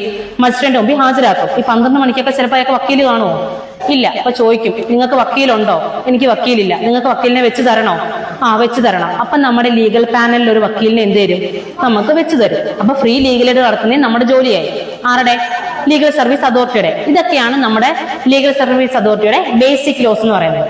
ഇനി നിങ്ങൾ കുഞ്ഞുങ്ങൾ എപ്പോഴും കേൾക്കുന്നത്, നിങ്ങൾ ക്ലാസ്സുകളൊക്കെ കേട്ടിട്ടുണ്ട്, നിങ്ങൾ എപ്പോഴും വായിക്കുന്നത് അങ്ങനെ ഒരു നിയമത്തെ പറ്റി കേട്ടിട്ടുണ്ടോ? കുഞ്ഞുങ്ങളെ ഏറ്റവും അറിഞ്ഞിരിക്കേണ്ട നിയമം. അത് നിങ്ങൾ സെക്ഷനോ അല്ലെങ്കിൽ അതിന്റെ ഇലാബറേഷനോ എക്സ്പ്ലനേഷനോ ഒന്നും നിങ്ങൾ അറിയണ്ട. ഇങ്ങനൊരു നിയമം ഉണ്ട് എന്ന് നിങ്ങൾ അറിയുന്ന ഏതെങ്കിലും ഒരു നിയമം അറിയുമോ? കുഞ്ഞുങ്ങൾക്ക് വേണ്ടിയുള്ള നിയമം. Child line. ചൈൽഡ് ലൈൻ അതിനകത്ത് വരുന്ന ഒരു സ്ഥാപനമാണ്. അത് എന്ത് നിയമത്തിനുള്ളിൽ വരുന്നുണ്ട്? പോക്സോ അല്ല, പോക്സോ. മിടുക്കൻ. അപ്പം എങ്ങനെയാ? പോക്സോ എന്ന് പറഞ്ഞു കഴിഞ്ഞാൽ, മിടുക്കൻ എന്ന് ഞാൻ കോമൺ ആയിട്ട് പറഞ്ഞാ, ആര് പറഞ്ഞാലും പോക്സോ. അതായത് നമ്മുടെ വലിയ സീനിയർ അഡ്വക്കേറ്റ്സ് പോലും എന്താ പറയുന്ന അറിയാവോ? പോസ്കോ. അത് നമ്മളിൽ ശീലിച്ചു പോയതാ. പക്ഷെ അങ്ങനല്ല. Protection of children from sexual offences act, POCSO. അപ്പൊ നമ്മൾ ആ ഒരു അബ്രിവേഷൻ പഠിക്കുമ്പോൾ POCSO, protection of children from sexual offences act, POCSO. അതാണ് നമ്മൾ എപ്പോഴും, നിങ്ങൾ കുഞ്ഞുങ്ങൾ എപ്പോഴും പറഞ്ഞും കേട്ടും അടുത്തൊരു ആക്ട് ആയിരിക്കും ഇതല്ലേ. എന്തുകൊണ്ട് നിങ്ങൾ ഇങ്ങനെ മടുപ്പിക്കുന്ന ആക്ട്? വരുന്നവരും പോകുന്നവരും എല്ലാം എന്തുകൊണ്ട് നിങ്ങളോട് പറഞ്ഞു തരുന്നു? കാരണം നമ്മുടെ സമൂഹത്തില് പോക്സോ കുറ്റകൃത്യങ്ങൾ എന്ത് ചെയ്യുന്നു? കൂടി വരുന്നു. പണ്ട് ഇതൊക്കെ ഉണ്ടായിരുന്നോ? പണ്ടും ഉണ്ടായിരുന്നു, പക്ഷെ ഇത്രയും ഇല്ല. പണ്ട് ഉണ്ടായിരുന്നു, പണ്ട് പോക്സോ ഇല്ല. പോക്സോ വന്നത് എന്നാ 2012. അതിനു മുമ്പ് നമ്മളുടെ IPC-ലോട്ടൊക്കെ ഇതങ്ങ് പോവായിരുന്നു. IPC, Indian penal code. ഇപ്പൊ ഇന്ത്യൻ പീനൽ കോഡ് ഉണ്ടോ? ഇല്ല. ഇന്ത്യൻ പീനൽ കോഡ് മാറിയിട്ട് BNS, ഭാരതീയ ന്യായ സംഹിത, 2024 ജൂലൈ 1 മുതൽ നമ്മൾ ഫോളോ ചെയ്യുന്ന നിയമസംഹിത ഏതാ?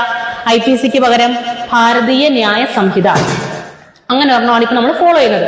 IPC-യിലെ സെയിം സാധനത്തെ നമ്മൾ ഇങ്ങോട്ട് പറിച്ചു നട്ടേക്കുക. സെക്ഷൻസിനൊക്കെ മാറ്റം വന്നേ ഉള്ളൂ. അപ്പോ 2012 മുമ്പ് എന്തായിരുന്നു നമ്മൾ ഫോളോ ചെയ്യുന്നത്? IPC ആയിരുന്നു ഈ പോക്സോയ്ക്ക് പകരം ഫോളോ ചെയ്യുന്നത്. അപ്പൊ എന്താ? കുഞ്ഞുങ്ങൾക്കെതിരെയുള്ള കുറ്റകൃത്യം കൂടുന്നു. മാത്രമല്ല ഈ ട്രയൽ, ആ കേസ് നടത്തുന്ന സമയം എന്ത് ചെയ്യുക? കൂടിക്കൊണ്ടിരിക്കുക. അതായത് ഒരു കുഞ്ഞിന് ഒരു അപകടം പറ്റിക്കഴിഞ്ഞാല് 10-15 വർഷം എടുത്തിട്ടായിരിക്കും ആ കേസിന്റെ പൊക്കോണ്ടിരിക്കുന്നത്. അത് ആ കുഞ്ഞിനോട് ചെയ്യുന്ന ദ്രോഹമല്ലേ? അവക്കൊരു 10 വയസ്സിലായി സംഭവം നടന്നെങ്കിൽ 25 വയസ്സ് അവർക്ക് ആവുമ്പോഴും ഈ കേസ് നടന്നുകൊണ്ട് പോകുന്നതേ ഉള്ളൂ. ആ കുട്ടിക്ക് നീതി കിട്ടുമോ? ഇല്ല. അപ്പൊ അതുകൊണ്ട് എന്ത് ചെയ്തു? പോക്സോ നിയമം വന്നു. പോക്സോ നിയമത്തിന് സ്പീഡി ട്രയൽ വേണം. എത്രയും പെട്ടെന്ന് ഇൻവെസ്റ്റിഗേഷൻ അവസാനിപ്പിക്കണം. അതുപോലെ അതിന്റെ ട്രയൽ അവസാനിപ്പിച്ച് കുറ്റവാളി ആരാണോ അയാളെ ശിക്ഷിക്കുകയും വേണം. അങ്ങനെയാണ് കോടതി എന്ത് ചെയ്യുന്നത്? അങ്ങനെയാണ് നമ്മളുടെ ഈ പോക്സോ ആക്ട് നിലവിൽ വരുന്നത്. അങ്ങനെ പോക്സോ ആക്ട് നിലവിൽ വന്നു. ഈ എന്താണ് പോക്സോ? ആർക്കാണ് പോക്സോ? കുട്ടികൾക്ക്. ആൺകുട്ടികൾക്കോ പെൺകുട്ടികൾക്കോ? രണ്ടുപേർക്കും. Protection of children from sexual offences act അല്ലേ? അല്ലാതെ protection of boys from sexual offences act ആണോ? അല്ല. Protection of girls from sexual offences act ആണോ? അല്ല. ചിൽഡ്രൻ, അതിനകത്ത് രണ്ടു കൂട്ടരും വരും. ബോയ്സും വരുന്നു, ഗേൾസും വരുന്നു. അപ്പൊ നമുക്ക് ഇതിൽ നിന്ന് എന്ത് മനസ്സിലാക്കാം? ഗേൾസ് മാത്രമല്ല, ബോയ് ചൈൽഡും എന്ത് ചെയ്യുന്നു? ചൂഷണം ചെയ്യപ്പെടുന്നു അല്ലേ? ഈ പീഡനം മാത്രമാണോ ഈ പോക്സോയ്ക്കകത്ത് വരുന്നേ? അല്ല. ഒരു കുഞ്ഞിന്റെ 18 വയസ്സിന് താഴെയുള്ള ഒരു കുഞ്ഞിന്റെ ശരീരത്തിൽ അവനെ സ്പർശിക്കുകയോ സ്പർശിക്കാതിരിക്കുകയോ, അല്ലെങ്കിൽ ഇപ്പൊ നമ്മളൊരു നോട്ടം കൊണ്ട് പോലും നമുക്കതൊരു പ്രശ്നമായാൽ അത് എന്താവും? പോക്സോ ആവും. അപ്പോ ആ കുട്ടി സമ്മതിച്ചു എന്നിരിക്കട്ടെ. അതായത് ഇപ്പൊ ഒരു +2 കാരി, അവർക്ക് 16 വയസ്സ് അല്ലെങ്കിൽ 17 വയസ്സുള്ള കുട്ടിയാണ്. അവളുടെ കാമുകരുമായിട്ട് ചെറിയ ഔട്ടിങ്ങിന് പോയി. അവരവിടെ വെച്ച് ഒരു ചെറിയ ഫിസിക്കൽ ടച്ച് ഒക്കെ നടത്തി. അപ്പം ആ കുട്ടി എന്ത് ചെയ്തു? സമ്മതിച്ചിട്ടാണ് ആ കാമുകൻ എന്ത് ചെയ്തത്? ആ കുട്ടിയെ തൊട്ടത്. അവിടെ പോക്സോ വരുമോ? വരും. കാരണം പെർമിഷൻ എന്ന് പറയുന്ന ഒരു സാധനം നമ്മുടെ പോക്സോയിൽ ഇല്ല. കാരണം 18, നമ്മുടെ വോട്ടിംഗ് പ്രായം എത്ര? 18 വയസ്സ് അല്ലേ? അപ്പൊ അതിനർത്ഥം 18 വയസ്സിന് താഴെയുള്ളവരെല്ലാം മൈനറാണ്. നമ്മൾ ഏജ് ഓഫ് മെജോറിറ്റി അറ്റൈൻ ചെയ്യുന്നില്ല. 17 വയസ്സ് അല്ലെങ്കിൽ 18 വയസ്സിന് താഴെയുള്ള കുഞ്ഞിന് എന്ത് ചെയ്യാനുള്ള അവകാശമില്ല? ഒരു പെർമിഷൻ കൊടുക്കാനുള്ള അവകാശമില്ല. അപ്പോ ഞാൻ പെർമിഷൻ കൊടുത്തു, എന്റെ കാമുകരെന്നെ പിടിക്കുന്നതിന് ഞാൻ പെർമിഷൻ കൊടുത്തു എന്ന് പറഞ്ഞു കഴിഞ്ഞാൽ ഒരു കാര്യവുമില്ല, കാമുകനകത്താവും. അവിടെ പെർമിഷൻ എന്ന് പറഞ്ഞൊരു സാധനമേ ഇല്ല. കാരണം നമുക്ക് അതിനുള്ള കഴിവില്ലെന്നാണ് നമ്മളുടെ നിയമം പറഞ്ഞേക്കുന്നത്. 18 വയസ്സിന് താഴെയുള്ള ഒരു കുഞ്ഞു കുട്ടികളാണ്. അല്ലെങ്കിൽ പിന്നെ ഒരു രാജ്യത്തെ ഭരിക്കേണ്ട ആരാന്ന് തെരഞ്ഞെടുക്കാൻ 18 വയസ്സല്ലേ തരുന്നത്? അത്രയും ചിന്തിച്ചാൽ മതി. കാരണം 18 വയസ്സിന് താഴെ നമ്മൾ കുഞ്ഞുങ്ങളാണ്. അപ്പൊ നമ്മൾ അവിടെ സമ്മതം എന്ന് പറയുന്ന ഒരു സാധനം പോക്സോയില് ഇല്ല. സമ്മതം പോക്സോയിൽ ഇല്ല. നിങ്ങൾ ഈ ഇടയ്ക്ക് കഴിഞ്ഞ ആഴ്ച ന്യൂസ് വായിച്ചായിരുന്നോ? ഒരു ശിശുഭവനില് 3 സ്ത്രീകളെ അറസ്റ്റ് ചെയ്തു. ഒരു കുഞ്ഞിനെ ഉപദ്രവിച്ചു എന്നും പറഞ്ഞു. 3 വയസ്സുള്ള ഒരു കുഞ്ഞ് കിടക്കയിൽ മുള്ളി എന്നും പറഞ്ഞ് ആ കുഞ്ഞിന്റെ ജനനേന്ദ്രിയത്തിൽ നുള്ളി പെരുക്കേൽപ്പിച്ചു. ഒരു കുഞ്ഞിന്റെ ജനനേന്ദ്രിയത്തിൽ നുള്ളി അവർ പെരുക്കേൽപ്പിച്ച് 3 പേര്. ആ അവിടുത്തെ ജോലിക്കാരാ 3 പേര്, ആയമാര്. ഒരാള് നുള്ളി പെരുക്കേൽപ്പിച്ച് ബാക്കി 2 പേര് ഈ സംഭവം പുറത്ത് പറഞ്ഞില്ല. അപ്പൊ എന്തായി? അവിടെ പീഡനം വല്ലതും നടന്നോ? അവിടെ പുരുഷന്മാർ ഇടപെട്ടോ? ഇല്ല. പക്ഷെ അവിടെ ആർക്കാണ് പരിക്ക് പറ്റിയത്? ആരാണ് അവിടെ ആവലാതിക്കാരിയായിട്ട് വന്നത്? കുഞ്ഞ്, 3 വയസ്സുള്ള കുഞ്ഞ്. ആ കുഞ്ഞ് പോയി പോലീസ് സ്റ്റേഷനിൽ പരാതി കൊടുത്തോ? ഇല്ല. ഇത് ആര് കാണുന്നു? ആ കാണുന്നവരാരായാലും പറഞ്ഞാൽ മതി. ആ 3 പേരിൽ ഒരാളാണ് ചെയ്തത്. പക്ഷെ ബാക്കി 2 പേരും ചെയ്തിട്ടില്ലായിരുന്നു. പക്ഷെ അവർക്കുള്ള എതിരെ കുറ്റം എന്താ? ഇങ്ങനൊരു സംഭവം അവര് മറച്ചു വെച്ചു. അവരെ ഇങ്ങനൊരു സംഭവം കണ്ടിട്ടും കുഞ്ഞിന് ഇങ്ങനെ ഒരു പരിക്ക് പറ്റിയത് കണ്ടിട്ട് അവരെന്ത് ചെയ്തു? അത് മറച്ചു വെച്ചു. 3 പെണ്ണുങ്ങളാണ്, സ്ത്രീകളാണ്. ഈ 3 പേർക്കെതിരെ എന്ത് ചുമത്തി? പോക്സോ കുറ്റം ചുമത്തിയിട്ടുണ്ട്. അപ്പൊ അതിനർത്ഥം പീഡനമോ അല്ലെങ്കിൽ ലൈംഗികപരമായിട്ടുള്ള രീതിയിലുള്ള സ്പർശനമോ സംസാരമോ മാത്രമല്ല പോക്സോയിൽ വരുന്നത്. ഒരു കുഞ്ഞിനെ ആക്രമിക്കുന്ന ഏത് തരവും നമുക്ക് എന്ത് ചെയ്യാം? പോക്സോയിൽ പറയാം. ആ കുഞ്ഞിനോട് വൃത്തികെട്ട രീതിയിൽ സംസാരിക്കുകയോ ആ കുഞ്ഞിന് ഇഷ്ടമില്ലാത്ത തരത്തിൽ നോക്കുകയോ പോലും ചെയ്തു കഴിഞ്ഞാൽ നമുക്ക് എന്തിനകത്ത് പെടുത്താം? പോക്സോയിൽ പെടുത്താം. അതിന്റെ കാരണം എന്താ അറിയോ? ഇപ്പൊ ഞാൻ റോഡിൽ കൂടെ നടന്നു പോകുന്നു. ഞാൻ നടന്നു പോകുമ്പോൾ 3-4 പേര് കൂടി ചേർന്ന് നിന്നിട്ട് വളരെ വൃത്തികെട്ട രീതിയിൽ കുറച്ച് കമന്റ്സ് പറയുന്നു. എന്റെ ബോഡിയെ പറ്റിയും എന്റെ നടത്തത്തെ പറ്റിയൊക്കെ പറയുമ്പോൾ ചിലപ്പോൾ ഞാൻ എന്ത് ചെയ്യും? തിരിഞ്ഞെന്ന് സംസാരിക്കും. പോടാ എന്നൊരു വാക്ക് ചിലപ്പോൾ ഞാൻ ഈ പ്രായത്തിൽ പറയുമായിരിക്കും. പക്ഷേ ഇതൊരു 10ാം ക്ലാസ്സിന് താഴെ അല്ലെങ്കിൽ 18 വയസ്സിന് താഴെയുള്ള ഒരു കുഞ്ഞു, നിങ്ങളിൽ ഒരാൾ റോഡിൽ കൂടെ പോകുമ്പോൾ നമ്മൾ ഇത്രയും മോശമായിട്ടൊരു കമന്റ് കേൾക്കുന്നു. നിങ്ങൾ എല്ലാവരും ഇല്ല, ചിലർക്കെങ്കിലും എന്ത് പറ്റും? പിന്നെ എന്താ ചെയ്യും? സഭാകമ്പം വരും അല്ലേ? പിന്നെ നമുക്ക് എന്താ, ഒരാൾ കൂടി നിൽക്കുന്നിടത്തൂടെ നമുക്ക് പോവാൻ പേടി വരും. പക്ഷെ നമ്മളിത് പുറത്തു പറയുവോ? ഇല്ല. പുറത്തു പറഞ്ഞാലും നമുക്ക് പേടിയാ, അവരിനി വല്ലതും ചെയ്യുവോ? ഇങ്ങനെ ചെയ്യുന്നവർ ആദ്യം പറയുന്നത് എന്താ അറിയോ? പുറത്ത് പറഞ്ഞാൽ കൊന്നുകളയും, അല്ലെങ്കിൽ പുറത്ത് പറഞ്ഞാൽ ഞാൻ ഇന്നത് ചെയ്യും. അങ്ങനെ പറഞ്ഞായിരിക്കും നമ്മളെ എന്ത് ചെയ്യുന്നത്? ചൂഷണം ചെയ്യുന്നത്. അത് പേടിച്ച് നമ്മൾ കുഞ്ഞുങ്ങൾ എന്ത് ചെയ്യും? പുറത്ത് പറയത്തില്ല. അപ്പൊ നമുക്കത് നമ്മൾ വളരുന്നതനുസരിച്ച് ഈ ഭയവും ഈ ഒരു അങ്ങനെയുള്ളൊരു എന്താ ഇൻഫീരിയോറിറ്റി കോംപ്ലക്സ്, ഒരു അപകർഷതാ ബോധം എന്ത് വരും? നമ്മുടെ കൂടെ വളർന്നു വരും. അത് നമ്മുടെ ഭാവിയെ ബാധിക്കും ഇല്ലേ? അപ്പം അതിനെയൊക്കെ ചെറുക്കാൻ വേണ്ടി കൂടിയാണ് എന്ത് ചെയ്യുന്നത്? ഈ പോക്സോ പോലുള്ള നിയമങ്ങൾ ഇനാക്ട് ചെയ്തിരിക്കുന്നത്. കാരണം നിങ്ങളൊക്കെ ആരാ? വളർന്നു വരുന്ന തലമുറയല്ലേ, നമ്മുടെ രാജ്യത്തിന്റെ പ്രതീക്ഷയല്ലേ. അപ്പൊ നിങ്ങളെ സംരക്ഷിക്കേണ്ട ആരുടെ ജോലിയാണ്? നിങ്ങളുടെ പേരൻസിന്റെ മാത്രമല്ല, പിന്നെ നമ്മൾ ഓരോരുത്തരുടെയും, ഈ സമൂഹത്തിലെ ഓരോരുത്തരുടെയും ജോലിയാണത്. ഇനിയിപ്പോ നമ്മൾ ഒരു പോക്സോ കേസ് നടന്നു. എന്തുകൊണ്ട് ഈ പോക്സോ കേസുകൾ നമ്മളുടെ പരിസരത്തും നമ്മുടെ സ്കൂളുകളിലും അല്ലെങ്കിൽ നമുക്ക് അറിയാവുന്നവർക്കൊക്കെ നടന്നിട്ടുണ്ട്, പക്ഷേ പുറത്തിത് അറിയുന്നില്ല, ഒരു കേസ് വരുന്നില്ല? എന്തുകൊണ്ട്? ഈ ഒരു സംഭവം നടന്നു എന്ന് നമ്മൾ നമ്മുടെ സ്വന്തം വീട്ടിൽ നമ്മുടെ പാരന്റ്സിനോട് പറഞ്ഞാൽ അവരെന്ത് ചെയ്യും? അത് പുറത്ത് പറയാൻ തയ്യാറാവുന്നില്ല. ഒരു 10 കേസ് എടുത്തു കഴിഞ്ഞാൽ ഒരു 7 കേസ് മാത്രമേ രജിസ്റ്റർ ആവത്തുള്ളൂ. 3 കേസ് എന്താവുന്നു? രജിസ്റ്റർ ആവുന്നില്ല. അതെന്തുകൊണ്ടാണ്? നാണക്കേട് എന്നൊരു സംഭവം കൊണ്ട് വീട്ടുകാർ എന്ത് ചെയ്യുന്നു? പുറത്ത് ഇക്കാര്യം പറയുന്നില്ല. ഓക്കെ, കുടുംബത്തിന്റെ മഹിമ അല്ലെങ്കിൽ കുടുംബത്തിന്റെ നാണക്കേട് മാറ്റാൻ അവർ ഈ കേസ് മറയ്ക്കുന്നു. പക്ഷെ ഇത് അനുഭവിക്കുന്ന ആരാ? ആ കുഞ്ഞിന്. കാരണം ഒരു പോക്സോ കേസ് കഴിഞ്ഞാൽ ആ കുഞ്ഞിന് വൈദ്യസഹായം കിട്ടേണ്ടത് അത്യാവശ്യമാണ്.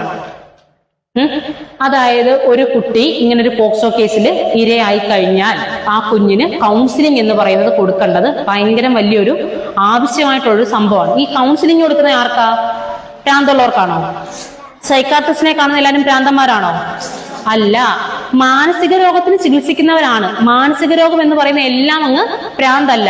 നമുക്ക് ചില സമയത്ത് നമ്മുടെ മനസ്സിനെ എന്ത് ചെയ്യാൻ പറ്റത്തില്ല. ഇപ്പൊ നിങ്ങൾക്ക് പരീക്ഷാ സമയത്ത് നിങ്ങൾക്ക് ഭയങ്കര ടെൻഷൻ ആയിരിക്കത്തില്ലേ? അയ്യോ ഞാൻ ജയിക്കുവോ, എനിക്ക് പഠിക്കുവോ, അങ്ങനെയൊക്കെ നമുക്ക് ടെൻഷൻ വരും. അപ്പൊ നമുക്ക് എന്ത് ചെയ്യും?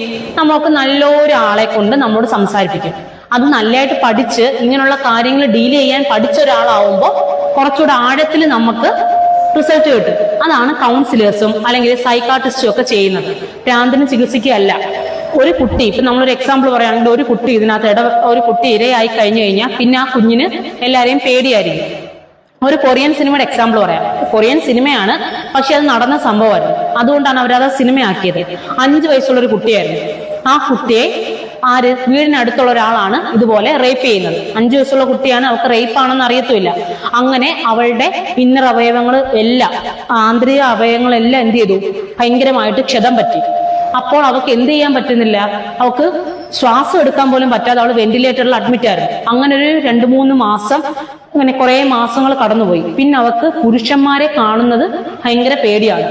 അതായത് അവൾക്ക് അവളുടെ അച്ഛനെ പോലും പേടിയായി.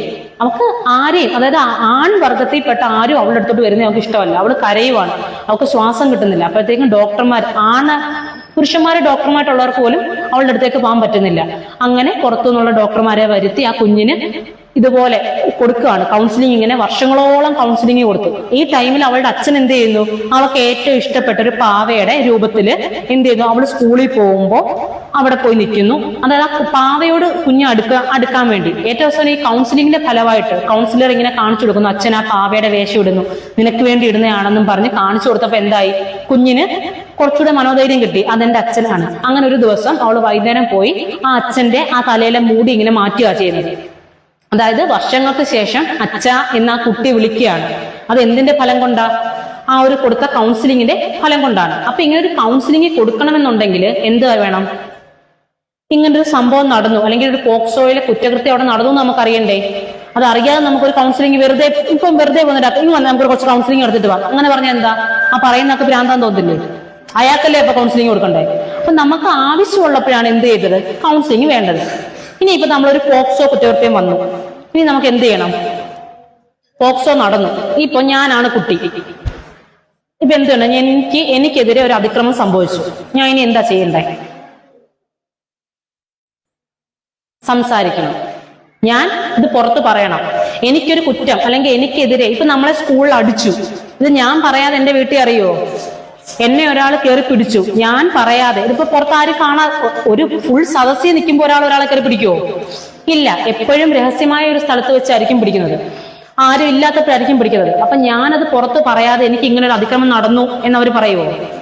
ഇല്ല. അപ്പം എനിക്കെതിരായിട്ടൊരു അതിക്രമം നടന്നു എന്ന് പറയണമെങ്കിൽ ഞാൻ ആദ്യം സൗണ്ട് ഉയർത്തണം. അപ്പൊ ചോദിക്കും, ഈ സൗണ്ട് ഉയർത്തുന്ന ടൈമിൽ നിനക്കത് വേണ്ട എന്ന് പറഞ്ഞൂടെ? കുഞ്ഞുങ്ങൾക്ക് അറിയൂ എന്താ നടക്കാൻ പോകുന്നതെന്ന്. 18 വയസ്സിന് താഴെയുള്ളവർ എന്താണ്? കുഞ്ഞുങ്ങളാണ്. അവർക്ക് എന്താണ് നടക്കുന്നതെന്ന് അറിയില്ല. നമ്മുടെ സമൂഹത്തിൽ വരുന്ന ചോദ്യങ്ങളാണ് ഞാൻ പറഞ്ഞത്. ഇപ്പൊ നമ്മൾ കോടതിയിലായാലും ഓപ്പോസിറ്റ് വക്കീൽ ആദ്യം ചോദിക്കുന്നത് എന്താ? തെറ്റാണ് നടക്കുന്നതെന്ന് അറിഞ്ഞെങ്കിൽ എന്തിന് സമ്മതിച്ചു? സമ്മതം ഉണ്ടോ അവിടെ? സമ്മതത്തിന് അവിടെ ഇമ്പോർട്ടൻസ് ഉണ്ടോ? പോക്സോയിൽ സമ്മതമില്ല. ഞാനിനി സമ്മതിച്ചെങ്കിൽ പോലും അവിടെ സമ്മതത്തിനൊരു വാല്യൂ ഇല്ല. അതാണ് കാര്യം. അപ്പോ എന്നെ ഒരാൾ കയറി പിടിക്കുന്നു, എനിക്കത് പ്രശ്നമാകും, ഞാനത് പുറത്തു പറയുന്നു. അപ്പൊ ഞാൻ ഇതുപോലൊരു സദസ്സിൽ കയറി നിന്നാണോ പറയുന്നത്? എനിക്ക് ഏറ്റവും വേണ്ടപ്പെട്ട എന്റെ അച്ഛനോടോ അമ്മയോടോ ഞാൻ പറയാൻ. ചില കുഞ്ഞുങ്ങൾക്ക് എന്താ? അച്ഛനോടും അമ്മയോടും പറയാൻ പേടിയായിരിക്കും. അപ്പൊ അവർ ആരോട് പറയും? ഒരു ബെസ്റ്റ് ഫ്രണ്ടിനോട് പറയും. ഈ ഫ്രണ്ട് എന്ന് പറഞ്ഞാൽ മൂത്ത ആളായിരിക്കോ? കുഞ്ഞായിരിക്കും. ആ കുഞ്ഞ് ചിലപ്പോൾ എന്ത് ചെയ്യും? ആ കുഞ്ഞിന്റെ അച്ഛനും അമ്മയോടും പറയും. അപ്പൊ എന്ത് ചെയ്യാം? ആ അച്ഛനും അമ്മയ്ക്കും വേണമെങ്കിൽ ഇത് നമ്മളുടെ വീട്ടുകാരെ അറിയിച്ച് ആക്ഷൻ എടുപ്പിക്കാം. അതും അല്ലെങ്കിൽ പോക്സോ കേസ് കൂടുതലും പുറത്തുകൊണ്ടുവരുന്ന ആരാന്നറിയാമോ? ടീച്ചർമാര്. നമ്മൾ എന്ത് ചെയ്യും? എനിക്കിപ്പോ ഏറ്റവും ഇഷ്ടപ്പെട്ട എന്റെ സംസ്കൃതം ടീച്ചറിനെയാണ്. എനിക്കൊരു പ്രശ്നം നടന്നു, ഞാൻ ടീച്ചറോട് കാര്യം പറയുന്നു. ടീച്ചർ എന്ത് ചെയ്യുന്നു? സംസ്കൃതം ടീച്ചറുണ്ടോ?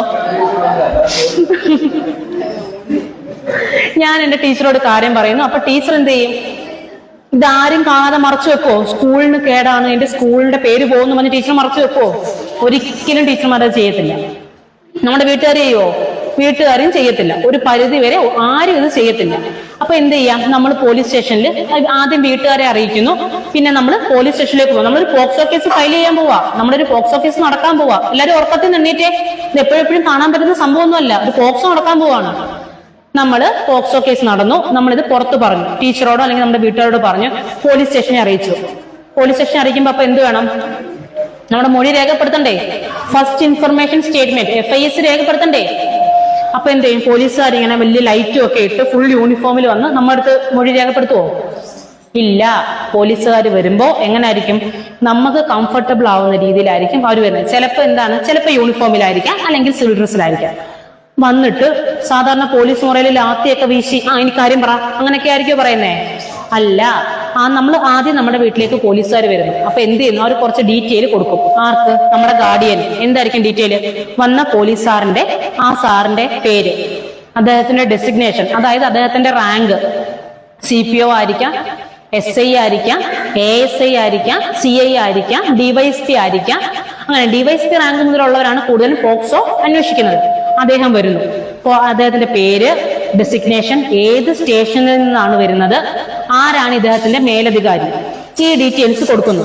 എന്നിട്ട് ഈ മേലധികാരിയുടെ ഡീറ്റെയിൽസും കൊടുക്കണം. ഇതെല്ലാം കൊടുത്തിട്ട് നമ്മൾക്ക് സ്റ്റേഷനിൽ പോകേണ്ട ആവശ്യമുണ്ടോ? നമുക്ക് എവിടാണോ കംഫർട്ടബിൾ, ആ ഇരയ്ക്ക് എവിടാണോ കംഫർട്ടബിൾ അവിടെ അവർ വന്ന് നമ്മളുടെ മൊഴി എടുക്കുവാണ്. അപ്പൊ മൊഴി എടുക്കുന്നുണ്ടെ പെട്ടെന്ന് പറയാം, എനിക്ക് പോയിട്ട് പറ്റാൻ അത്യാവശ്യമുണ്ട്, അങ്ങനെ പോലീസുകാർക്ക് പറയാവോ? ഇല്ല. നമ്മൾ എപ്പോഴാണോ കംഫർട്ടബിൾ ആവുന്നേ ആ ഒരു സമയം വരെ അവരെന്ത് ചെയ്യും? വെയിറ്റ് ചെയ്യും. ചിലപ്പോ ഈ സംഭവങ്ങള് കുഞ്ഞുങ്ങൾക്ക് ഈ പോലീസുകാരെയൊക്കെ കാണുമ്പോ എന്താവും? അവർ പേടിക്കും. അവർ പേടിച്ചവർക്ക് പറയാൻ പാടുവരും. ഉടനെ അവരെ നോക്കി പഠിപ്പിക്കാൻ പറ്റുമോ? ഇല്ല. കാരണം ആ കുഞ്ഞിന്റെ വായിൽ നിന്ന് വീഴുന്ന ഓരോ കാര്യത്തിൽ നിന്ന് വേണം നമുക്ക് എന്ത് യഥാർത്ഥ കുറ്റവാളിയെ കണ്ടുപിടിക്കാൻ. അങ്ങനെ പോലീസുകാർ ഈ മൊഴിയെല്ലാം രേഖപ്പെടുത്തുന്നു. എന്നിട്ട് പിന്നെ ഇദ്ദേഹം പുറത്തങ്ങോട്ട് ഇറങ്ങിയിട്ട് ഇന്ന വീട്ടില് ശാസ്താംകോട്ടയിലെ കലേശമുക്കിന്റെ മോള് ആരിജില്ലേ, അവർക്ക് ഇങ്ങനൊരു സംഭവം പറ്റി എന്നിങ്ങനെ പറഞ്ഞുകൊണ്ട് നടക്കുവോ? ഇല്ല. കാരണം എന്താ? എല്ലാരും പോക്സോ കേസ് പുറത്ത് പറയാൻ പേടിക്കുന്നത് നാട്ടിലറിയും എന്ന് പറഞ്ഞ. പക്ഷെ ഈ പോക്സോ കേസിലെ ആ വിക്ടിമിനെ നമ്മൾ പിന്നെ ഇര എന്നോ വിക്ടിം എന്നോ മാത്രമേ പറയൂ. അല്ലാതെ നമ്മുടെ കുടുംബ പേരും സ്ഥലപ്പേരും കൂട്ടിച്ചേർത്ത് പറയത്തില്ല. നമ്മളിപ്പോ എന്തൊരു പോക്സോ കേസ് എടുത്തു കഴിഞ്ഞാലും, നമ്മളിപ്പോ എക്സാമ്പിൾ എടുക്കുക, വാളയാറിലൊരു പോക്സോ കേസ് ഉണ്ടായ ഓർമ്മയുണ്ട്? 2 സഹോദരിമാർ ആത്മഹത്യ ചെയ്തേക്കെ. 2 സഹോദരിമാർ പത്രം വായിക്കുവോ? പത്രം വായിക്കണം. നമ്മുടെ എല്ലാ ദിവസത്തെ പത്രത്തേക്ക് ഇപ്പൊ ന്യൂസ് എന്ന് പറഞ്ഞു വരുന്ന ഈ സംഭവങ്ങൾ മാത്രം നോക്കിയാൽ മതി. എന്തുകൊണ്ട് നമ്മൾ ഈ നിയമം പഠിക്കണം എന്നുള്ളത് നമുക്ക് അറിയാൻ പറ്റും. വാളയാർ സഹോദരിമാര് ഇരകള് അങ്ങനെയാണ് രേഖപ്പെടുത്തിയേക്കുന്നത്. വാളയാർ സഹോദരിമാർ, ആ സഹോദരിമാരുടെ പേര് പറഞ്ഞിട്ടുണ്ടോ? പിന്നെ ആ സ്ഥലപ്പേര് പറയാൻ കാരണം എന്താ? അതിന് അത്രയും സോഷ്യൽ ഇമ്പാക്ട് ഉണ്ടായിരുന്നു. ഭയങ്കരമായിട്ട് വലിയൊരു ന്യൂസ് ആയിരുന്നു അത്. ഭയങ്കര ന്യൂസ് ആയതിനു ശേഷമാണ് എന്തോന്നത് പേര് പുറത്തു വരുന്നത്. അത് കോടതി അനുവദിച്ചത് കൊണ്ട്. അല്ലാതെ കോടതിയുടെ അനുവാദം ഇല്ലാതെ നമുക്ക് പറ്റില്ല. അങ്ങനെ പേര് പുറത്തു വരുവാണെങ്കിൽ ആദ്യം വന്ന് നമ്മുടെ മൊഴി എടുത്തില്ലേ, ആ പോലീസുകാരൻ മുതല് അങ്ങ് താഴെ അങ്ങേ അറ്റം വരെയുള്ളവർ എന്ത് ചെയ്യും? കുടുങ്ങും. അവരുടെ ജോലിയെ വരെ എന്ത് ചെയ്യും? അത് ബാധിക്കും. അപ്പൊ നമ്മളുടെ ഐഡന്റിറ്റി എന്ന് പറയുന്നത് അവിടെ സീക്രട്ട് ആയിരിക്കും. അത് പുറത്തു വരുമോ? ഇല്ല. അതുപോലെ ഒരു എക്സാമ്പിൾ പറയുകയാണെങ്കിൽ, ഒരു ആസാമി പെൺകുട്ടി ഇടയ്ക്ക് വെച്ച് മരിച്ചുപോയ സംഭവം അറിഞ്ഞായിരുന്നോ? ഒരു അന്യസംസ്ഥാന തൊഴിലാളി നമ്മളുടെ ഒരു കേരളത്തിൽ ആ ഡെഡ് ബോഡി കിട്ടിയതിന് ശേഷം പിന്നെ എരയെന്ന് പറയേണ്ട ആവശ്യമുണ്ടോ? കാരണം എല്ലാവരും അറിഞ്ഞു ആ കുഞ്ഞിന് വേണ്ടി നമ്മുടെ ഒരു സംസ്ഥാനം മൊത്തം പ്രാർത്ഥിക്കുമായിരുന്നു. പക്ഷേ ആ കുട്ടി മരിച്ചു. അപ്പൊ അതുകൊണ്ടാണ് ആ കുട്ടിയുടെ പേര് വന്നത്. മിസ്സിംഗ് കേസ് ആയിരുന്നു ആദ്യം. അല്ലാതെ ആദ്യമേ അത് പോക്സോ കേസ് ആയിരുന്നില്ല.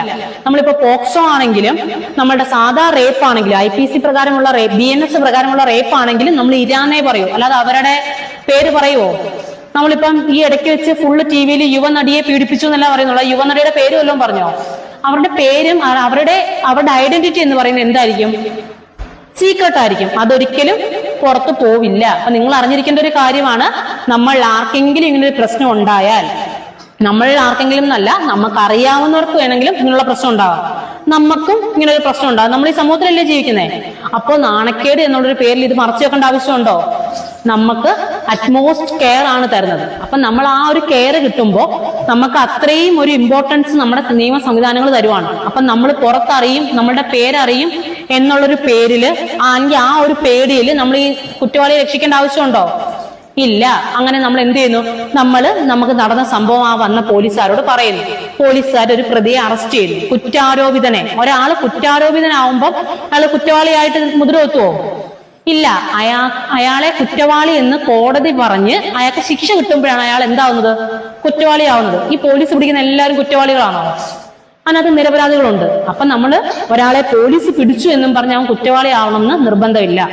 എല്ലാ നിരപരാധികളും വെറുതെ ജയിലിൽ പോവാതിരുന്നിട്ടുണ്ടോ? ചില നിരപരാധികൾ എന്ത് ചെയ്യുന്നുണ്ട്? ഇപ്പോഴും ജയിലിൽ കിടപ്പുണ്ട്. അത് എന്തുകൊണ്ട്? നമ്മുടെ ഒരു മെയിൻ കാര്യം നിയമത്തിൽ അത്യാവശ്യം വേണ്ട എന്താ അറിയാവോ? തെളിവ്. ഇപ്പൊ ഞാൻ ഒരാളെ കൊന്നു, അല്ലെങ്കിൽ ഞാൻ ഈ കുട്ടീനെ അടിച്ചതിന് ഞാൻ അടിച്ചില്ല എന്ന് കാണിക്കാനുള്ള തെളിവുകൾ എന്റെ കയ്യിലുണ്ട്. അങ്ങനെ കുറ്റവാളിയായ ഞാൻ എന്ത് ചെയ്യാണ്? ഞാൻ നിരത്തിയ തെളിവിന്റെ അടിസ്ഥാനത്തിൽ ഞാൻ നിരപരാധിയായിട്ട് മാറുകയാണ്. മറിച്ച് ഞാൻ ഇവളെ അടിച്ചില്ല, പക്ഷെ ഞാൻ ചുമ്മാ ഇങ്ങനെ ഒന്ന് പിടിച്ചതേ ഉള്ളായിരുന്നു. പക്ഷെ ഈ കണ്ടോണ്ടിരുന്നവരെല്ലാം പറയുന്നു ഞാൻ അടിച്ചു, ആ കുഞ്ഞ് ഹോസ്പിറ്റലിൽ പോയി കാണിച്ചതാ എന്നെ ഇവിടെ അടിച്ചു. അങ്ങനെ കുട്ടി കുറെ തെളിവുണ്ടാക്കുകയാണ്. സത്യത്തിൽ ഞാൻ അടിച്ചിട്ടില്ല. പക്ഷെ ഈ കുട്ടി നിരത്തിയ തെളിവിന്റെ അടിസ്ഥാനത്തിൽ എന്താവാം? ഞാൻ കുറ്റവാളിയാവാം. അതാണ് ഞാൻ പറഞ്ഞത്. ആദ്യം നമ്മൾ മൊഴി കൊടുക്കത്തില്ലേ, ആ മൊഴിയുടെ അടിസ്ഥാനത്തിൽ നമുക്ക് തെളിവുകൾ ലഭിക്കും. അതായത് ഇപ്പൊ ഞാൻ പറയാണ്, എന്നെ TKDM UP സ്കൂളിലെ 5ാം ക്ലാസ്സിലെ 5C റൂമിൽ വെച്ച് ഇന്നയാള് ഇന്ന പോലെ ചെയ്തു. അപ്പൊ 5C എന്ന് പറയുന്നത് നമ്മളുടെ ക്രൈം സ്പോട്ടാണ്, ക്രൈം സ്ഥലമല്ലേ. അപ്പം അവിടെ വന്നാൽ നമുക്ക് തെളിവ് കിട്ടത്തില്ലേ?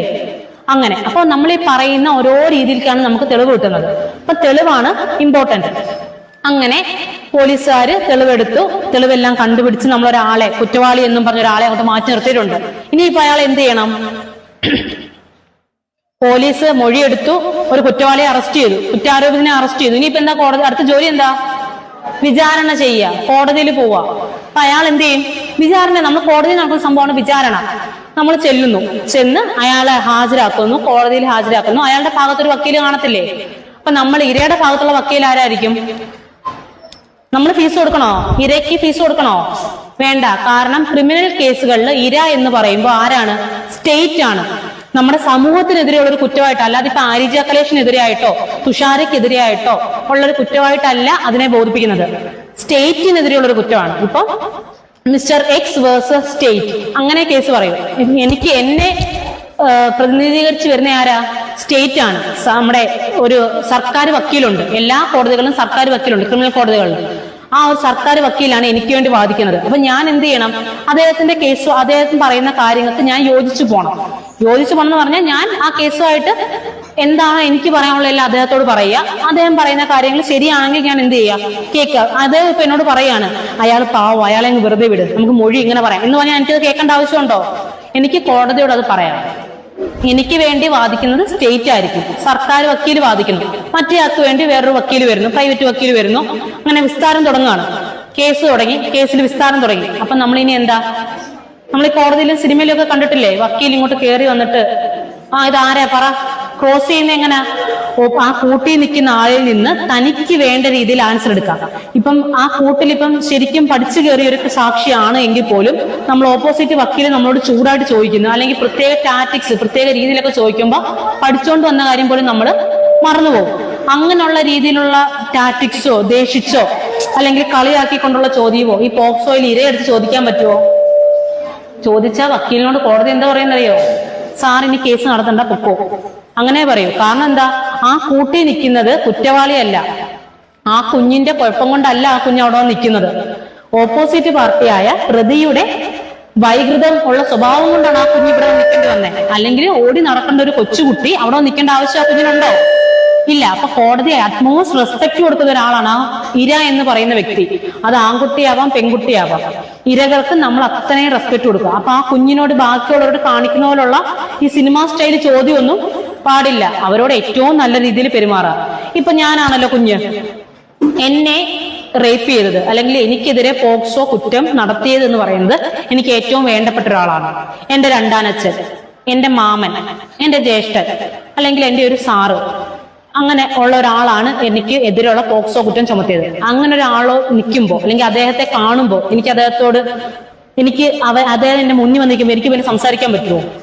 ഇല്ല. കോടതിയിൽ പോലും എനിക്ക് അദ്ദേഹമാണ് എന്റെ ഓപ്പോസിറ്റ് നിൽക്കുന്നതെന്നുണ്ടെങ്കിൽ എനിക്ക് പിന്നെ പേടിയായിരിക്കും. കാരണം നമുക്ക് പരിചയമില്ലാത്ത ഒരാൾ നമ്മളെ ആക്രമിക്കുമ്പോൾ നമുക്ക് അത്രയും പ്രശ്നം വരത്തില്ല. പക്ഷെ നമ്മൾ മാനസികമായിട്ട് നമ്മൾ വിശ്വസിക്കുന്ന ഒരാള് നമുക്കെതിരെ ആക്രമണം ചെയ്യുമ്പോൾ, അതല്ലേ നമുക്ക് ഏറ്റവും ഇഷ്ടപ്പെട്ട ഒരു ടീച്ചർ നമ്മളെ രണ്ടടി അടിക്കുമ്പോൾ നമുക്ക് വേദന ഇല്ലെങ്കിൽ നമുക്ക് ആ അടിക്കൊരു വല്ലാത്ത മാനസിക സങ്കടമില്ലേ?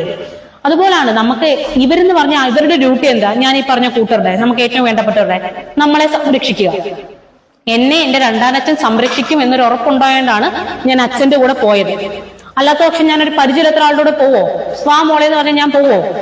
ഇല്ല.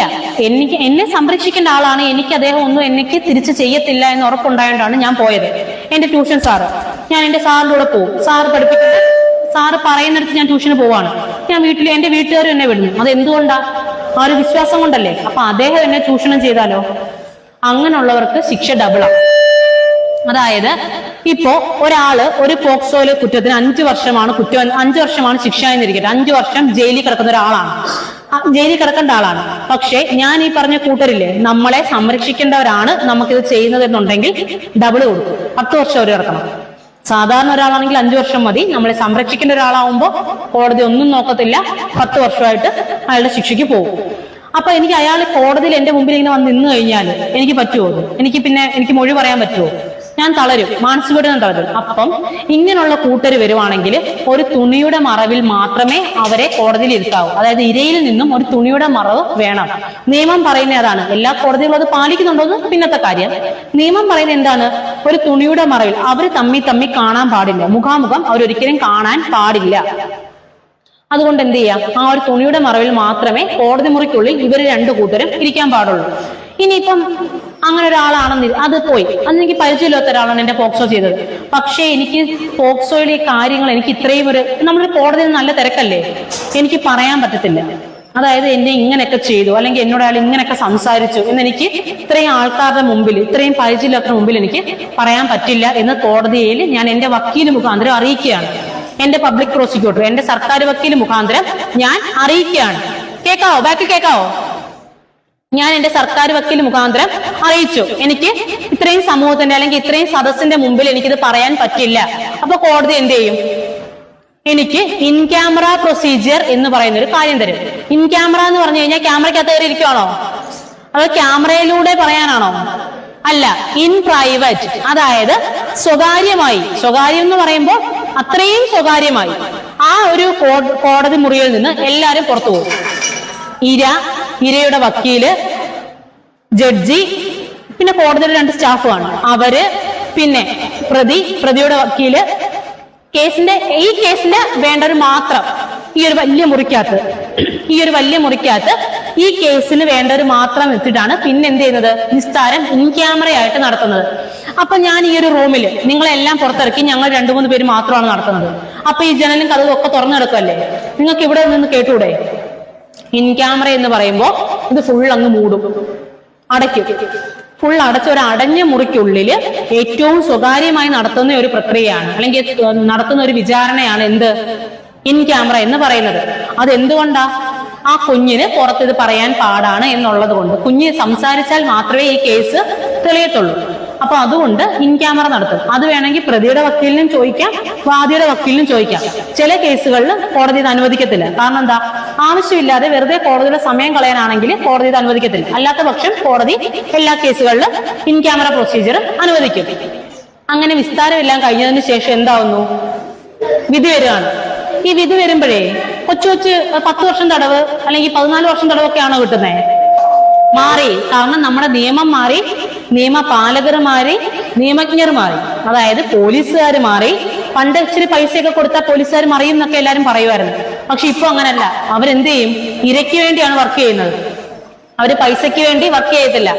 അതിനുശേഷം വക്കീലന്മാര്, പിന്നെ കോടതി കൊടുക്കുന്ന ശിക്ഷ എന്നൊക്കെ പറഞ്ഞു കഴിഞ്ഞാൽ ഓരോ സെക്ഷനും നീട്ടി നോക്കി ആറ്റി കുറുക്കി അങ്ങനെയൊക്കെയാണ് ഇപ്പൊ കൊടുക്കുന്നത്. അതായത് നമ്മുടെ അടൂർ കോടതിയില്ലേ, പോക്സോ കേസുകൾ നടത്തുന്നത് പോക്സോ കോടതിയില്ല. ഇപ്പൊ നമ്മുടെ അടൂർ കോടതി ഒരു കേസിന് ശിക്ഷ കൊടുത്തു 113 കൊല്ലം.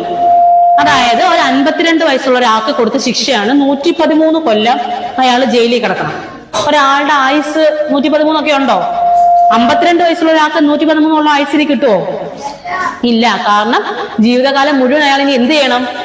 ജയിലിൽ കിടക്കണം. അതിനർത്ഥം അയാൾ ചെയ്ത കുറ്റം അത്രയും ക്രൂരമായിട്ടുള്ളൊരു കുറ്റമാണ്. That means POCSO. നമ്മൾ ഈ റെയറസ്റ്റ് ഓഫ് ദ റെയറസ്റ്റ് കേസുകളിൽ മാത്രമേ എന്ത് ചെയ്യത്തുള്ളൂ? ക്യാപിറ്റൽ പണിഷ്മെന്റ് അല്ലെങ്കിൽ തൂക്കിക്കൊല്ലുക എന്നുള്ള കാര്യം ചെയ്യാറുള്ളൂ. അതായത് അങ്ങനെ ചെയ്യാൻ പാടുള്ളൂ. ഒരാളുടെ ജീവിക്കാനുള്ള അവകാശം അല്ലെങ്കിൽ ജീവൻ എടുക്കുക എന്നുള്ള അവകാശം ആർക്കും ഇല്ല. പക്ഷെ അത്രത്തോളം വലിയ കുറ്റമാണ് അയാൾ ചെയ്തത്. അത് റെയറസ്റ്റ് ഓഫ് ദ റെയറസ്റ്റ്, നമുക്ക് ഭയങ്കര പെട്ടെന്നൊന്നും കണ്ടുപിടിക്കാൻ പറ്റാത്ത രീതിയിൽ ഏറ്റവും വിരളമായിട്ടുള്ള കേസുകളിൽ മാത്രമേ എന്ത് കഴിക്കത്തുള്ളൂ? ഇങ്ങനെയുള്ള ഇത് ക്യാപിറ്റൽ പണിഷ്മെന്റ് കൊടുക്കത്തുള്ളൂ. പക്ഷേ പോക്സോയിൽ നമുക്ക് എന്ത് ചെയ്യാം? ക്യാപിറ്റൽ പണിഷ്മെന്റ് കൊടുക്കാം. പോക്സോയിൽ അതിന്റെ ഒരു തീവ്രത